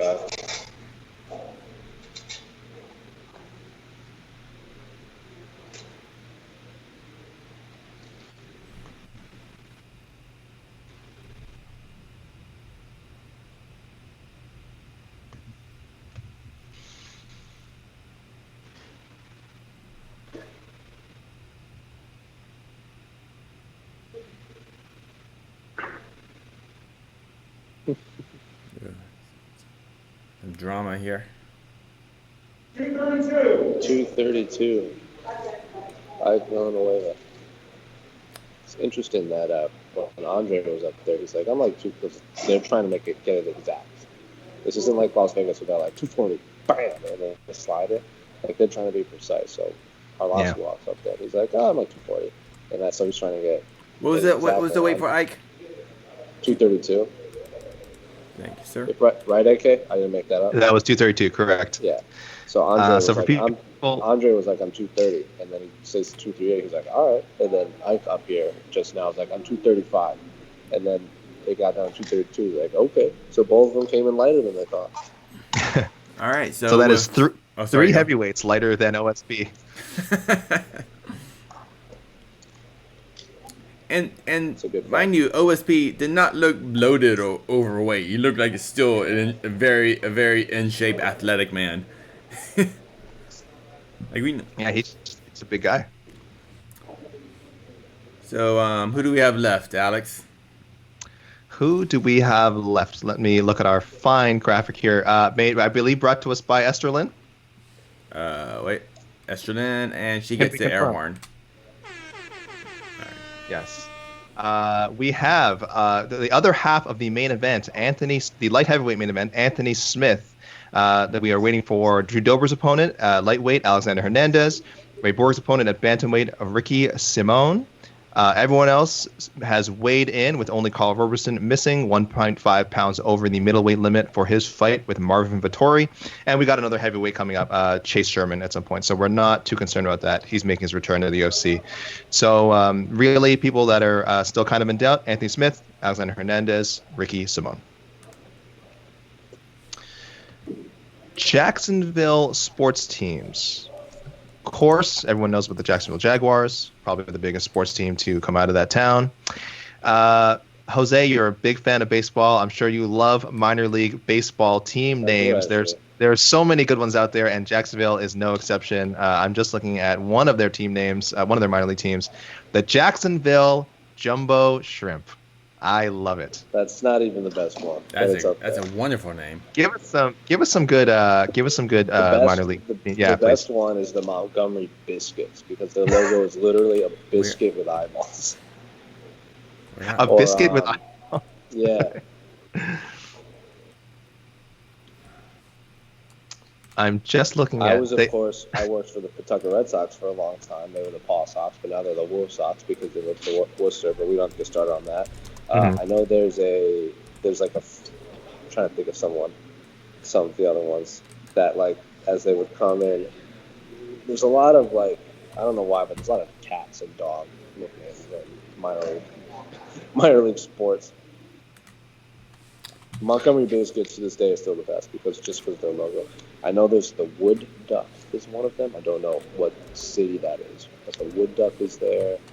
Okay, I'm gonna interrupt you. I'm going to share an image right now, and it is one of my favorite images from the UFC on Fox Air when they were promoting fights for the UFC.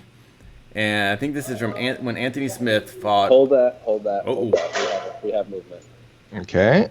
Oh man, you're gonna.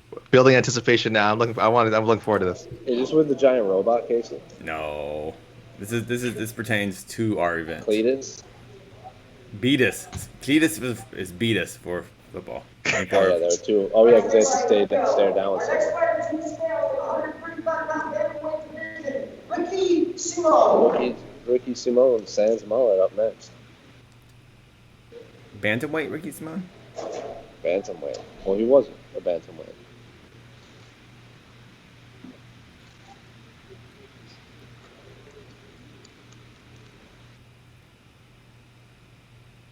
$135. Ricky Simone. Championship weight.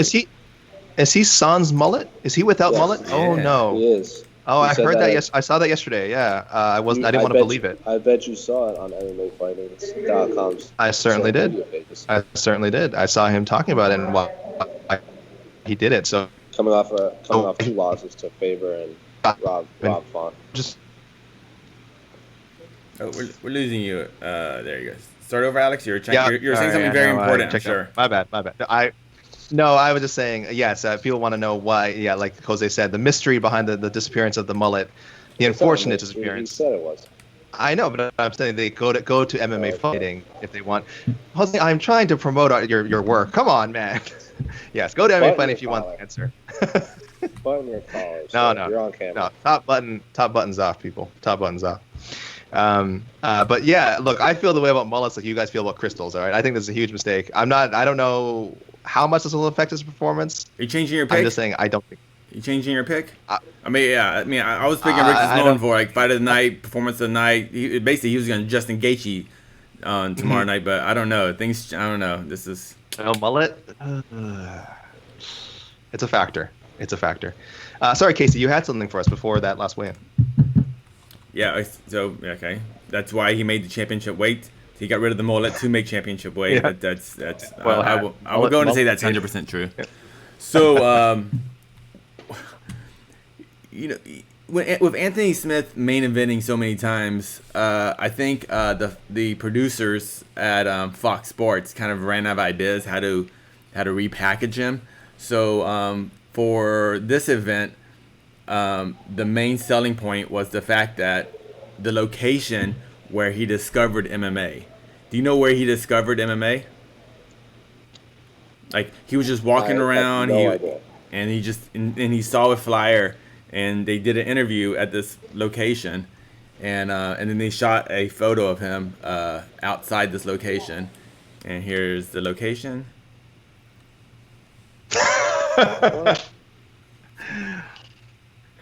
Yeah. He discovered MMA outside of Subway? No, he was inside Subway. Subway, having lunch, and he saw like a flyer, like on the top of the trash can. It was like little advertisements for an MMA school, and I think he was a bit of a troubled teen, troubled young adult, and yeah, and so they did this whole thing, and then they had him pose outside the subway to. That is. So I saw that. I was like, I love this so much. That's product integration at its finest. Yeah. That is amazing work. And by the way, let's keep that graphic up a little longer because, I think we're doing them a favor. If Subway wants to mail me a footlong, mail me a few footlongs, and yes, that's right, send it in the mail. All right, because that's a little free endorsement for you, Subway. Send us a footlong subs. Just ham, lettuce, and tomatoes. Nothing fancy. I'll throw some mayonnaise. Quite a bit of mayonnaise as well, please. Was that worth the wait, AK? Oh, big time. And it lets us talk about the Molly McCann Subways. Man, stuff goes down at Subway. You guys talked to Molly McCann recently, and she had a story where she used to work at Subway. She used to work in the late shift, and she ended up inadvertently stopping an alleged sex trafficker.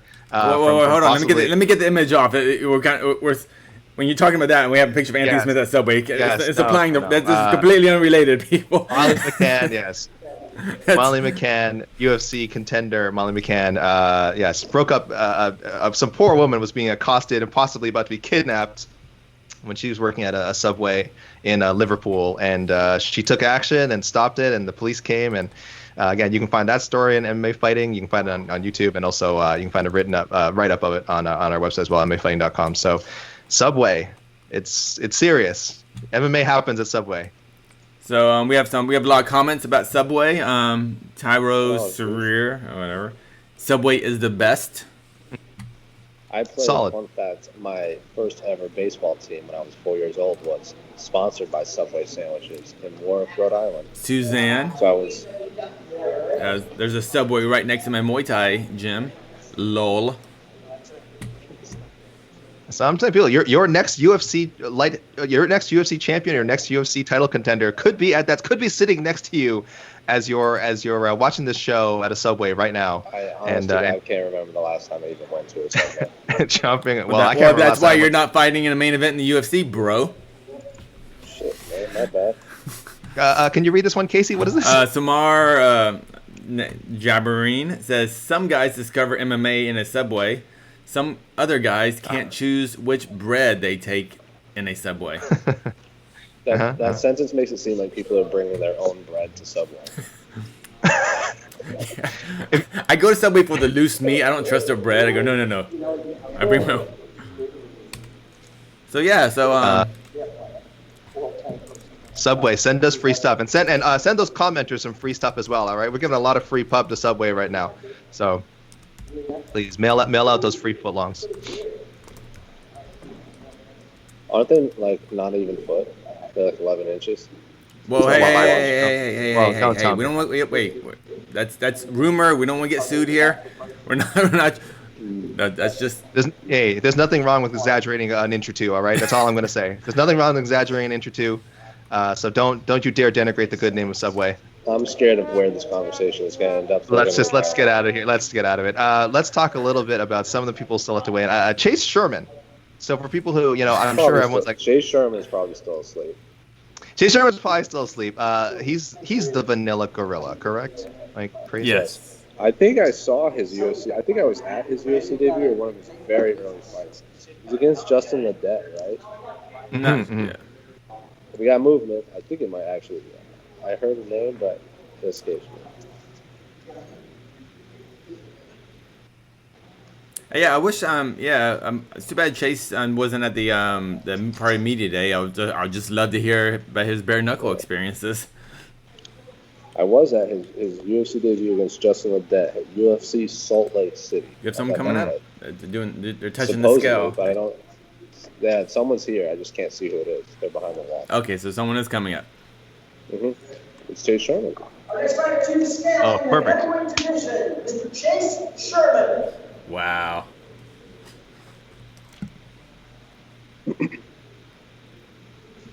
Getting the call back to the UFC.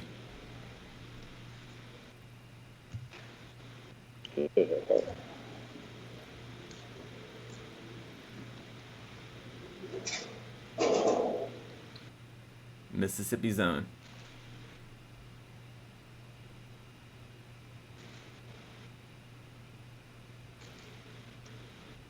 Looks in phenomenal shape. 253. 253. Solid 253. Looks good getting off the bus, as they say. That's what they. Yeah, we were talking earlier about, Anthony Smith, bouncing from the regional scene and back to the UFC. So Chase Sherman kind of done the same thing. He had 7 fights with the UFC, some mixed results. A great fight with Rashad Coulter. That was wild. But then he lost his last 3, went back to the regional scene. He won 3 straight fights by first round TKO for the Island Fights promotion based out of Florida. And then, fought bare knuckle as well. 3 fights in bare knuckle. Fought Sam Shoemaker to a draw in the first one. Won the Police Gazette Heavyweight American Championship and BKFC Bare Knuckle Fighting Championship Heavyweight Championship against Arnold Adams. And then dropped it to Joey Beltran in November. So he fought 5 times last year, 2 times in MMA and 3 times in bare knuckle boxing. Now. Hey, he beat Arnold Adams. I thought, man, I gotta say, I thought Arnold Adams was gonna whoop up on Mr. Sherman, but credit to Sherman. I've seen, because I'm like, of all the Chase Sherman fights, I can't even remember. I feel like his fighting style is like so perfect for bare knuckle. Like, it's short bursts. Yeah. It's not long, extended like endurance, and he just talks a lot of trash during the fight. I'm like, when he signed to bare knuckle boxing, I was like, yeah, duh, this makes sense. I believe all of his wins are by, he has, his record is 14-6, 13 wins by knockout, and I think only 2 of those knockouts took place past the first round. So yeah, definitely made for bare knuckle, definitely made for heavyweight MMA. Exactly the kind of guy we like to see. Used to be quite the meme lord. I'm not sure what happened to that. I know he was quite proud of his Twitter activity, and then he's kind of got a little bit silent since. But the in-cage results have been very good. So, or in ring, I think Island Fights uses a ring, I believe. So, he's had some good time, and bare knuckle boxing. So, this will be his first fight in the UFC since September 2018. So it's been a while. That was a loss to current heavyweight contender Augusto Sakai. So we might have a little. Who will we wait on, Alex? Hernandez and Smith. Yeah, we are just waiting on Alexander Hernandez and other light heavyweight main event participant Anthony Smith. His opponent, Glover Teixeira, has already made weight at 205.5. Everyone, there's that recap of the graphics on the of the weigh-in results and the graphic on the screen right there, as you can see. One young man, unfortunately, given the red mark of shame, Paul Roberson coming in at 187.5, 1.5 pounds over the middleweight limit. We are still waiting to hear if he's negotiating with Marvin Vittori's team, what the penalty will be if that fight does go forward as scheduled. So, Anthony Smith, he has a weight cut, but it's gonna be kind of shocking if he can't make 206. So, kind of surprised by that one. Alexander Hernandez, I'm sure making the 156 weight limit is a struggle, but yeah. Yeah, he's a big guy. Alexander Hernandez, definitely a big lightweight. So no surprising he's probably taking as much time as he needs. Anthony Smith, this will be our first time seeing him compete in a while. I think since last June. Yeah, yeah, and then he talked about taking a much needed break, which is fair. He's had a lot of big fights over the last 2 years. So I think he has 3 kids. He's a dad, he's a family man. So he's taking some much needed time off, which is good. Yeah. He's a girl dad. He's a girl dad. Yeah, this is true. 47 fights in his career, so this will be fight number 48. So this man should be taking as much time as he needs. So he's returning. He did compete in martial arts at Quintet Ultra in December. I don't know if you guys remember that. And he fought. You were there. There you go.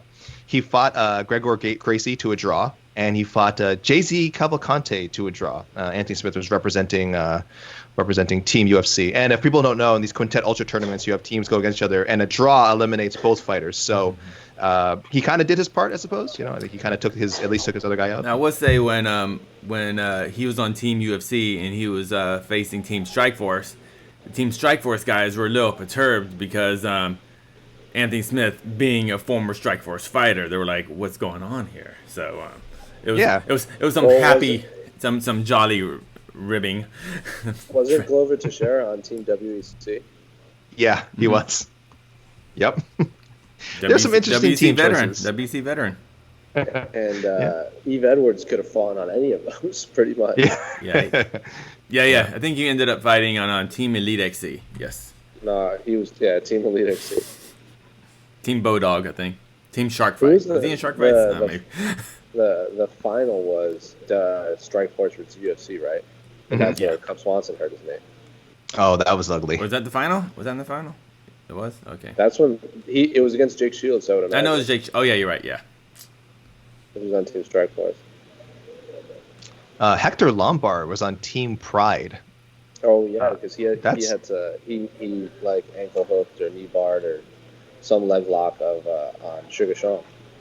Yeah. That's right away. Quintet's fun, guys. You can watch Quintet stuff on UFC Fight Pass. It's fun when they do the team stuff, but you could see when they did the actual like camp versus camp, and so they had like Team Alpha Male versus Team so and so, and then Team Alpha Male's like, Gordon Ryan's on our team. Oh yeah, they just brought it. He practiced. His trucks. He was here one day, so they bring Gordon Ryan. He just runs through everyone. Gordon Ryan, by the way, also competed at that Quintet Ultra event. He took out Alexei Oleinik with a knee bar. So, yeah, the guy is just an absolute beast. Oh, yeah. With ease. Not even, like, took him out. It was, like, within 20 seconds. It felt like 20 seconds, yeah. It was crazy. And Cynthia Calvillo grappled Danielle Kelly, is her name? That's right. And Danielle Kelly tore through her, too, in about 15 seconds. Literally tore, yeah. That Danielle Kelly, I think, is one of those people who, if she ever decides to make the crossover to MMA, I think there's a lot of marketing potential there. I think she's someone that definitely people are talking about. So don't forget that name, people. Has she talked about that, or she seems pretty I don't think there's many, because she's still fairly young in her grappling career, right? She's like under 25, yeah. Yeah, I don't think there's many reason to talk about it yet. She just got her black belt too, like very recently.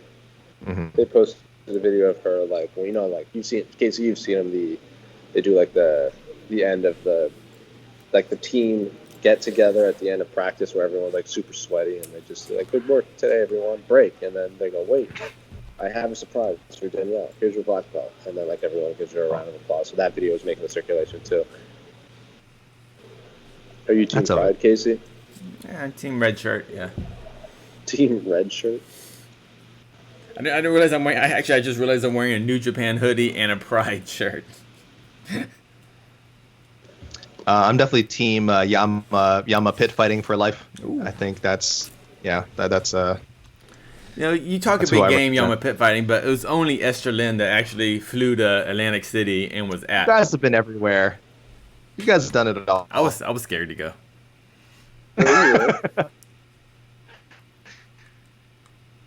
Oh my god, Alexei Oleinik fought on that card. What? Are you kidding? He was in the pit fighting? That's crazy. The one and only Yama Pit Fighting event they ever held, yes. Alexei Oleinik was on it? Wow, apparently. I did not, and I wasn't there, so it's not like I saw it, but I did not recall ever seeing this. He fought Sherman Pendergrast. What? The next time I interview Alexei Oleinik, I'm going to ask him about that. It says, was this a turn? Oh, see, this is how little you're right, I'm a poser. This is how little I know about the event. And then he also fought later that evening. He fought Chris, future UFC guy, Chris Teixeira. Yeah. Did he win or lose against Teixeira? He lost to Teixeira. He lost decision. So if you remember what happened at that event, so the idea was what was the concept? Actually, there was like, it was kind of a ball. It was curved upwards. Like the corners were curved upwards to prevent. What was it to prevent? I think it was to prevent like walls, like so people won't just do wall and stall type fighting. Okay. But what happened was everyone just quickly figured out by just kind of pushing back toward the ramp, there was just trip. So everyone just wound up tripping, and then they just held them against the slanted ramp the whole time. Because I think it was like 2 times one night, so it was like, you fight 2 rounds, so you just hold them for a round and you just kind of win. So didn't it rain at some point? like either the day before or something, so it was like really slippery in there. Or am I just making that up? You're making that up. It was a covered event. There was shelter there. I was thinking of something else. It was slippery enough, but I think as Casey, like I've only seen, I don't think I've ever watched the whole event. I don't think that's on Fight Pass. I could be wrong though. You never know. They have everything on there, but there's probably someone has some bootleg version out there somewhere. But yeah, as Casey mentioned, it pretty much became impossible to stop takedowns, right? Just because of the nature of your exam. So Jose, you have a laptop in front of you, an iPad looking at you, and you're using your iPhone. Yeah, because as you know, as the technology, you're in the future, man. We're streaming, so I don't want to use like you can't hear it right now, but my computer's fan is going absolutely ballistic. I'm not trying to put any more stress on this laptop. I need it for a whole nother weigh-in. All right, screens on screens on screens on screens. We have 23 minutes left for Anthony Smith and Alexander Hernandez to show up. Everyone else has come in and weighed in, and the only fighter to miss weight is Carl Robertson, who weighed in, was one of the first fighters to weigh in, and he did come in 1.5 pounds overweight. And it is not official if Vettori is taking that fight. We expect him to take the fight, but that isn't official yet. Is that correct, AK? That's correct. I have not heard anything yet on that front. Anthony Smith, I'm not super worried about. I think he's pulling a veteran. He's not a heavyweight; he's a light heavyweight. But I think he's so comfortable at 205. I have a feeling he's just kind of he gets slept in. Maybe FaceTimes his family, just enjoying the Jacksonville weather. I'm not too worried about him. I guess I shouldn't say I'm worried about Alexander Hernandez either, but. Certainly, anytime guys take this along, there's has to be some concern. And I will like to add, Casey, if he's still here, I was not making up a rain-situated mixed martial arts events. That was a King of the Cage event in 2001 in California where it rained, and instead of canceling the event, they waited for the rain to stop, and then it was basically fighting on the slip and slide. Well, I'm talking. That's an unregulated event. I'm talking about sanctioned. Top of the line. These are all professional fights. King of the Cage. These are pro fights. Point being, there was no pit, and unless there's a pit, it's not real. Point being, there's no pit.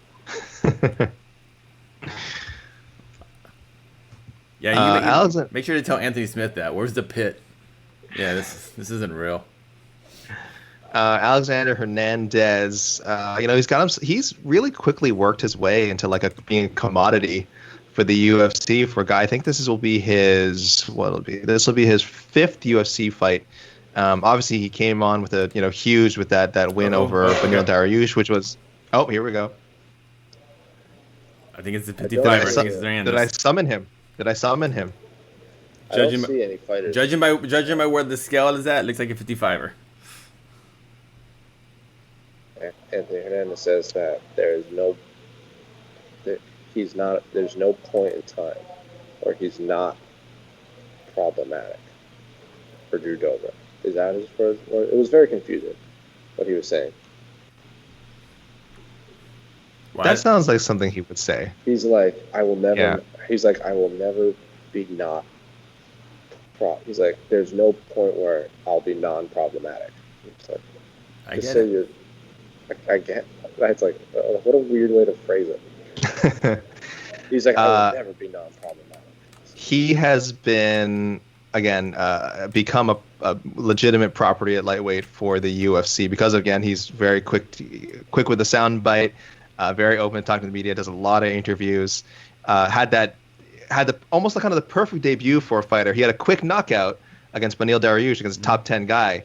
42-second knockout, which had just a touch of controversy because, there looked like there was a hint of a glove tap at the beginning that Hernandez may not have acknowledged before rushing in and turning Dariush's lights out. Of course, he refutes it. He says there was no intent, no malice in whatever happened there at the beginning. But it got his career off to an interesting start. He takes out another prospect in Oben Mercy, completely out-wrestles him. And then for a lot of people, kind of got his just desserts against Donald Cerrone. I think he was talking a lot about that using... That was a co-main event, too, I think, right? Or was one of the featured fights. It was the featured ESPN. Yes, that's right. But I remember, but it was part of the press conference. It had the UFC was really pushing that fight, Cerrone versus Hernandez. So definitely for a moment, the UFC, if Hernandez would have won, they were definitely pushing him as a one of the top lightweights. But you have to win those fights, and he didn't win that fight. So that was the first ESPN card. So the ESPN Plus.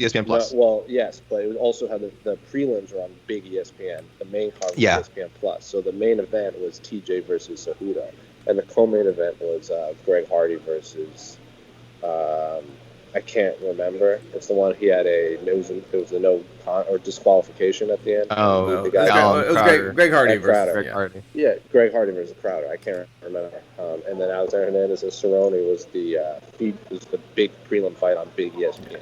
Mm-hmm. So people were really upset that Greg Hardy was the co-main event. I'm like, but he's behind a paywall, and Cerrone, he's where he should be. No. What? No. Greg Hardy shouldn't have been there. He was way too high on that fight. I'm talking if he was on. If he had to be on the card, I'm glad he was not on ESPN. Is what I'm saying. They put him in they put Greg Hardy in a very featured spot. So, prominent, yes. Very prominent featured spot, yeah. Just like on Saturday night, they put him on. The first ever UFC fight on ESPN. Do you remember who it was? The first fight on ESPN? The first ever UFC fight on ESPN. On this card. It was from this card. So the first ever UFC fight on ESPN. Do you recall? I used to say live. They may have replayed a fight before. The first ever live UFC fight on ESPN. Do you know who? This is the trivia question. History-making trivia question. I did know this, but I don't remember. Who is it? Corey Sandhagen and Mario Bautista. But I believe that fight was originally Dominic Cruz and John Lineker. And then people kept falling out, and it mutated into Corey Sandhagen versus Mario Bautista. But that is a designation that these two young men will always have. They were the first live UFC fight on ESPN. So there you go, people. I'm a lot of fun at parties, and you can be too if you break out this kind of trivia. So whoa! You've gone to a party? I was gonna say that was a lie. I don't get invited to any parties. Yeah, but I thought it'd be a cool thing to say. Okay, so you watch What We Do in the Shadows, right? The best show on television right now. Colin Robinson, right here, joining us. Energy Vampire, A.K. Lee. Oh, stop. What? I saw the first episode, so unfortunately, I do get that reference, and it hurts. To continue, I went off on a tangent for the Alexander Hernandez talk. Now, he also won his last fight. More controversy with Francisco Trinaldo. He won a unanimous decision, but it was the kind of fight that immediately after the scores were read, Alexander Hernandez, even he was like, okay, okay, I'll take it. Much like we saw this Saturday with Anthony Pettis and Donald Cerrone, by the way. Anthony Pettis defeated Donald Cerrone, and right after, Anthony Pettis literally said, "What the F, I'll take it." And I wrote about that in a robbery review, which went up this morning. It's live on the site right now. Robbery review. Anthony Pettis versus Donald Cerrone 2. All this talk was just to plug my own stuff. Thank you, Matt Maggio. Yes, I am dropping some Jacksonville facts. So I appreciate the. Who's your favorite Jacksonville Jaguar? I love that guy. Bortles. Yeah. I know he got cut. I'm just saying, but if we're talking all time, Bortles. Is that the only one you can name? No, I used to really like what was his name? Byron Leftwich. I don't know. I always thought Byron Leftwich was going to be a huge. I knew he wasn't a top 5 quarterback, but he's one of those guys. I was like Byron Leftwich. He's sneaky good, and it's probably just he was a quarterback. He was, yeah. I can name a few. Okay, hey guys, we have 15 minutes left. I think are we getting at the point where getting a little sweaty? Where's our main event? Yeah, this isn't funny, Anthony Smith. Well, he's in this hotel, wherever he is. Yeah, this is the part where I think fans can get a little nervous. But at 15 minutes, that's not we've seen people come in. But your main event? I think he's okay. I'm sure he's okay, but I'm just saying. The only reason I'm not too concerned is because they're gonna. Well, actually, we don't know. Are we doing face-offs after this? Do we have any idea? I'll find out after. We'll find out if they start facing each other. Yeah, on Friday they did do the face-offs. Well, no, we were saying sorry. The face-offs were scheduled to go on right after, and I believe we actually ended up waiting 45 minutes. 50 minutes, 45 minutes, for various reasons we don't know. There could have been some extra like testing or stuff that needed to be done. So I assume Dana skipped town, right? Was there as usual. Yeah, Dana's not gonna be here for this. He's just like Probably not. fight nights. Come on. Yeah. No, Dana's doing supposedly post-fight presses for all three. Oh, excellent. That's what we were told anyway. Okay. That's what we were told, but as you know, things change. I know he's not doing a scrum after, like he did the first one. But after the first stare downs, but I believe he is doing post-fight presses for all three shows. Mm-hmm. So we have 13 minutes left for Anthony Smith and Alexander Hernandez. Anthony Smith. Jose, can you tell people kind of how weird? Oh, sorry, Casey, I keep interrupting. Go ahead. No, go on. Yeah. Jose, can you tell people kind of how weird it was? The 249 sort of the post fight, like the virtual post fights, and then there was also a post event presser as normal. Yeah. What was that? What was going on there? It wasn't even really a post fight presser like normal. Like you've been to pay-per-views where they usually bring every fighter in and they sit in front of a bunch of microphones. It's a scrum. It's a post-fight scrum. Obviously, we're all standing, not even just next to them. We're pretty much all on top of each other fighting for space. Case usually just hits record, focuses it, and then walks back to get away from everyone. This time, everyone had their own post. They were all at a table with one mic, and the mic was connected to a sound box, and their voice was amplified. We each had our own microphone at every table, so we wouldn't have to pass the mic around. The UFC staff, the second a fighter left the presser, they would go and just sanitize the table and the microphone, and then they would go immediately to a virtual media interview too with a scrum where people could like call in. Yeah, I don't know the exact software, and I believe the fighters couldn't see who was asking, but they could hear the questions. So it's basically just a virtual press conference, but it was. There were 4 or 5 of us on location that actually shot the regular post-fight press conference with the fighters up on the stage that people are accustomed to. So yeah, it was a little different. We each had our own workstation. We're all super separated. Yeah, we had our own assigned seats, so it was an experience for sure. The new normal. Casey, you threw up a comment on there asking, will they use the hoop correctly this time? If one of the fighters. Jose, you were front and center on Friday to see when Jeremy Stephens missed weight. He stripped down to get down to 4.5 pounds. We assume because 5 pounds or greater could have jeopardized the fight. Made an agreement with Calvin Kattar beforehand to not weigh 4.5 pounds or 5 pounds. So he did take up his underwear and strip down to make weight, even though he missed. And they brought out the hoop.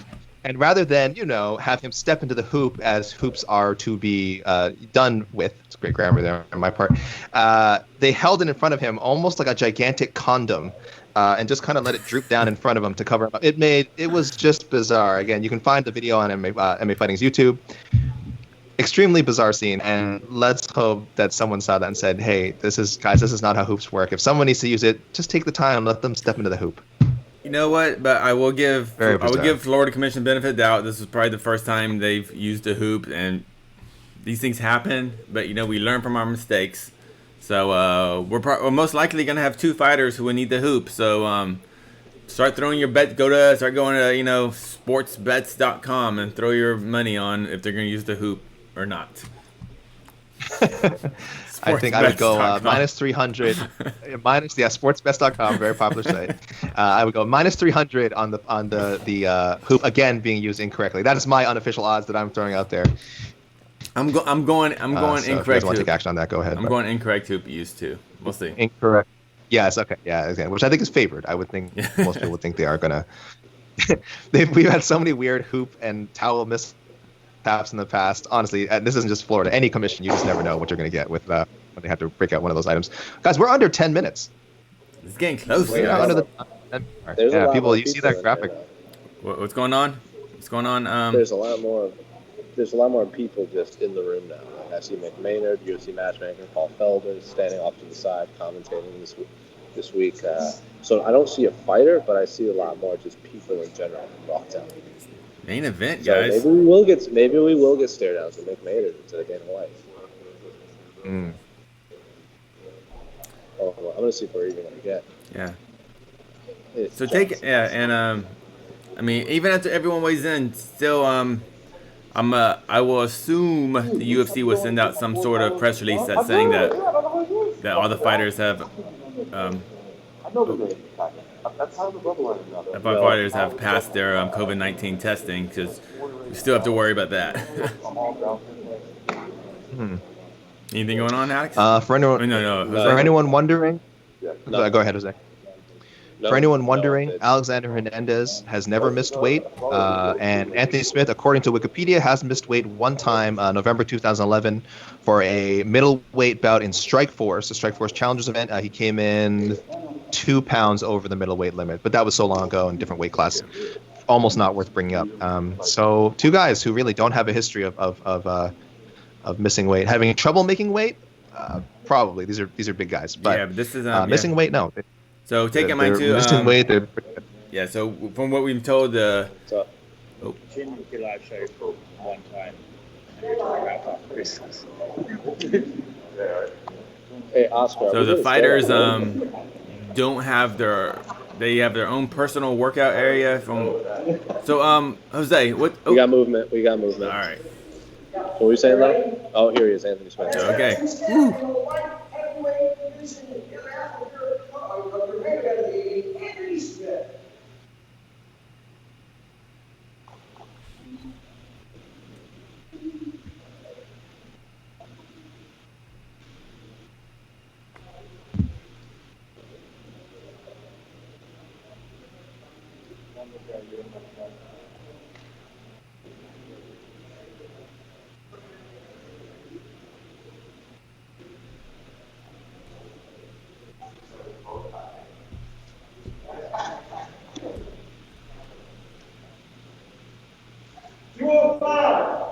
$205 for Anthony Smith.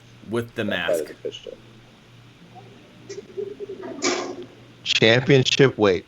With the mask and the shorts. Okay, so now we are just waiting on one Alexander Hernandez. His opponent, Drew Dober, already successfully made weight for their lightweight fight at 156 pounds. Again, Hernandez has not missed before, so could just be squeezing out those last few ounces.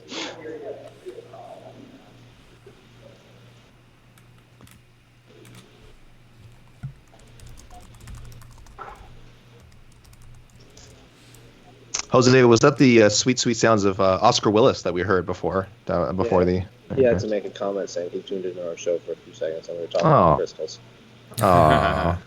Is he Team Crystal as well? No, he thinks they're dumb. Okay, good. Yeah. And that's why he's a loser. I love Oscar. He said he left a comment saying, "Shut up, Jose." Oh, you know what? I saw that. I did see that comment. I was like, "That's rude." I'm not. Jose, you're up close. How did Anthony Smith look? Just from here, it looked like he looked a little kind of serious at first, then smiled. What do you think? Before I answer that, the hoop of shame has been pulled out. Yes. The hoop of shame has been pulled out from behind the curtain. So you may get your wish, AK. Will I get my wish that they use it properly, or just that they're using it? No, they are already holding it incorrectly. So.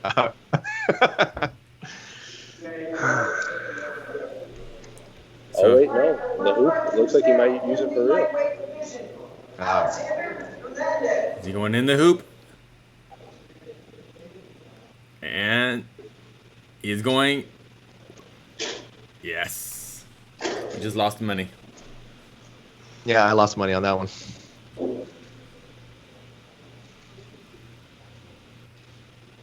His hand should be above the hoop, but okay. That's... 155. 155. Wow. Didn't even need the hoop. Championship weight. So he has made weight. That fight is official.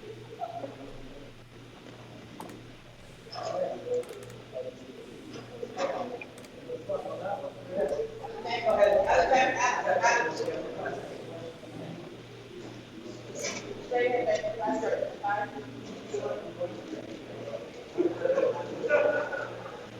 know Olivia's in the building too. There are a lot of people listening now, guys. I don't know if you could hear it all, but think out loud. But that's it for weigh-ins, everyone.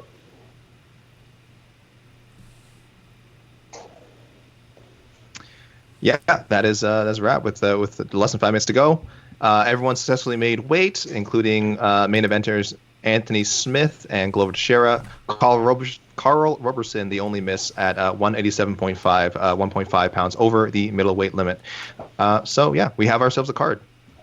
Jose, what are we hearing about? I guess we haven't heard any updates on Roberson, and we don't know about face-offs yet. I believe we're getting the face-offs. Yes, I bet it's McMahon doing the face-offs though. So. No data. And there goes our scale. Thank you, scale. Yeah. Goodbye. Are we signing off, gents, for this episode of the Weigh-In Show? Yeah, we will sign off, but we will be back in just a few moments, actually, and we'll have the face-offs. So there you go. I'm Jose Youngs. That's A. Keeley. That's Casey Lyden. For those of you who just don't want to watch the weigh-ins, thanks for sticking around. But for those of you who want to watch the weigh-ins, stay on this YouTube page. Face-offs. We'll be back in a few face-offs. Stay on this YouTube page. We'll be back in a few minutes.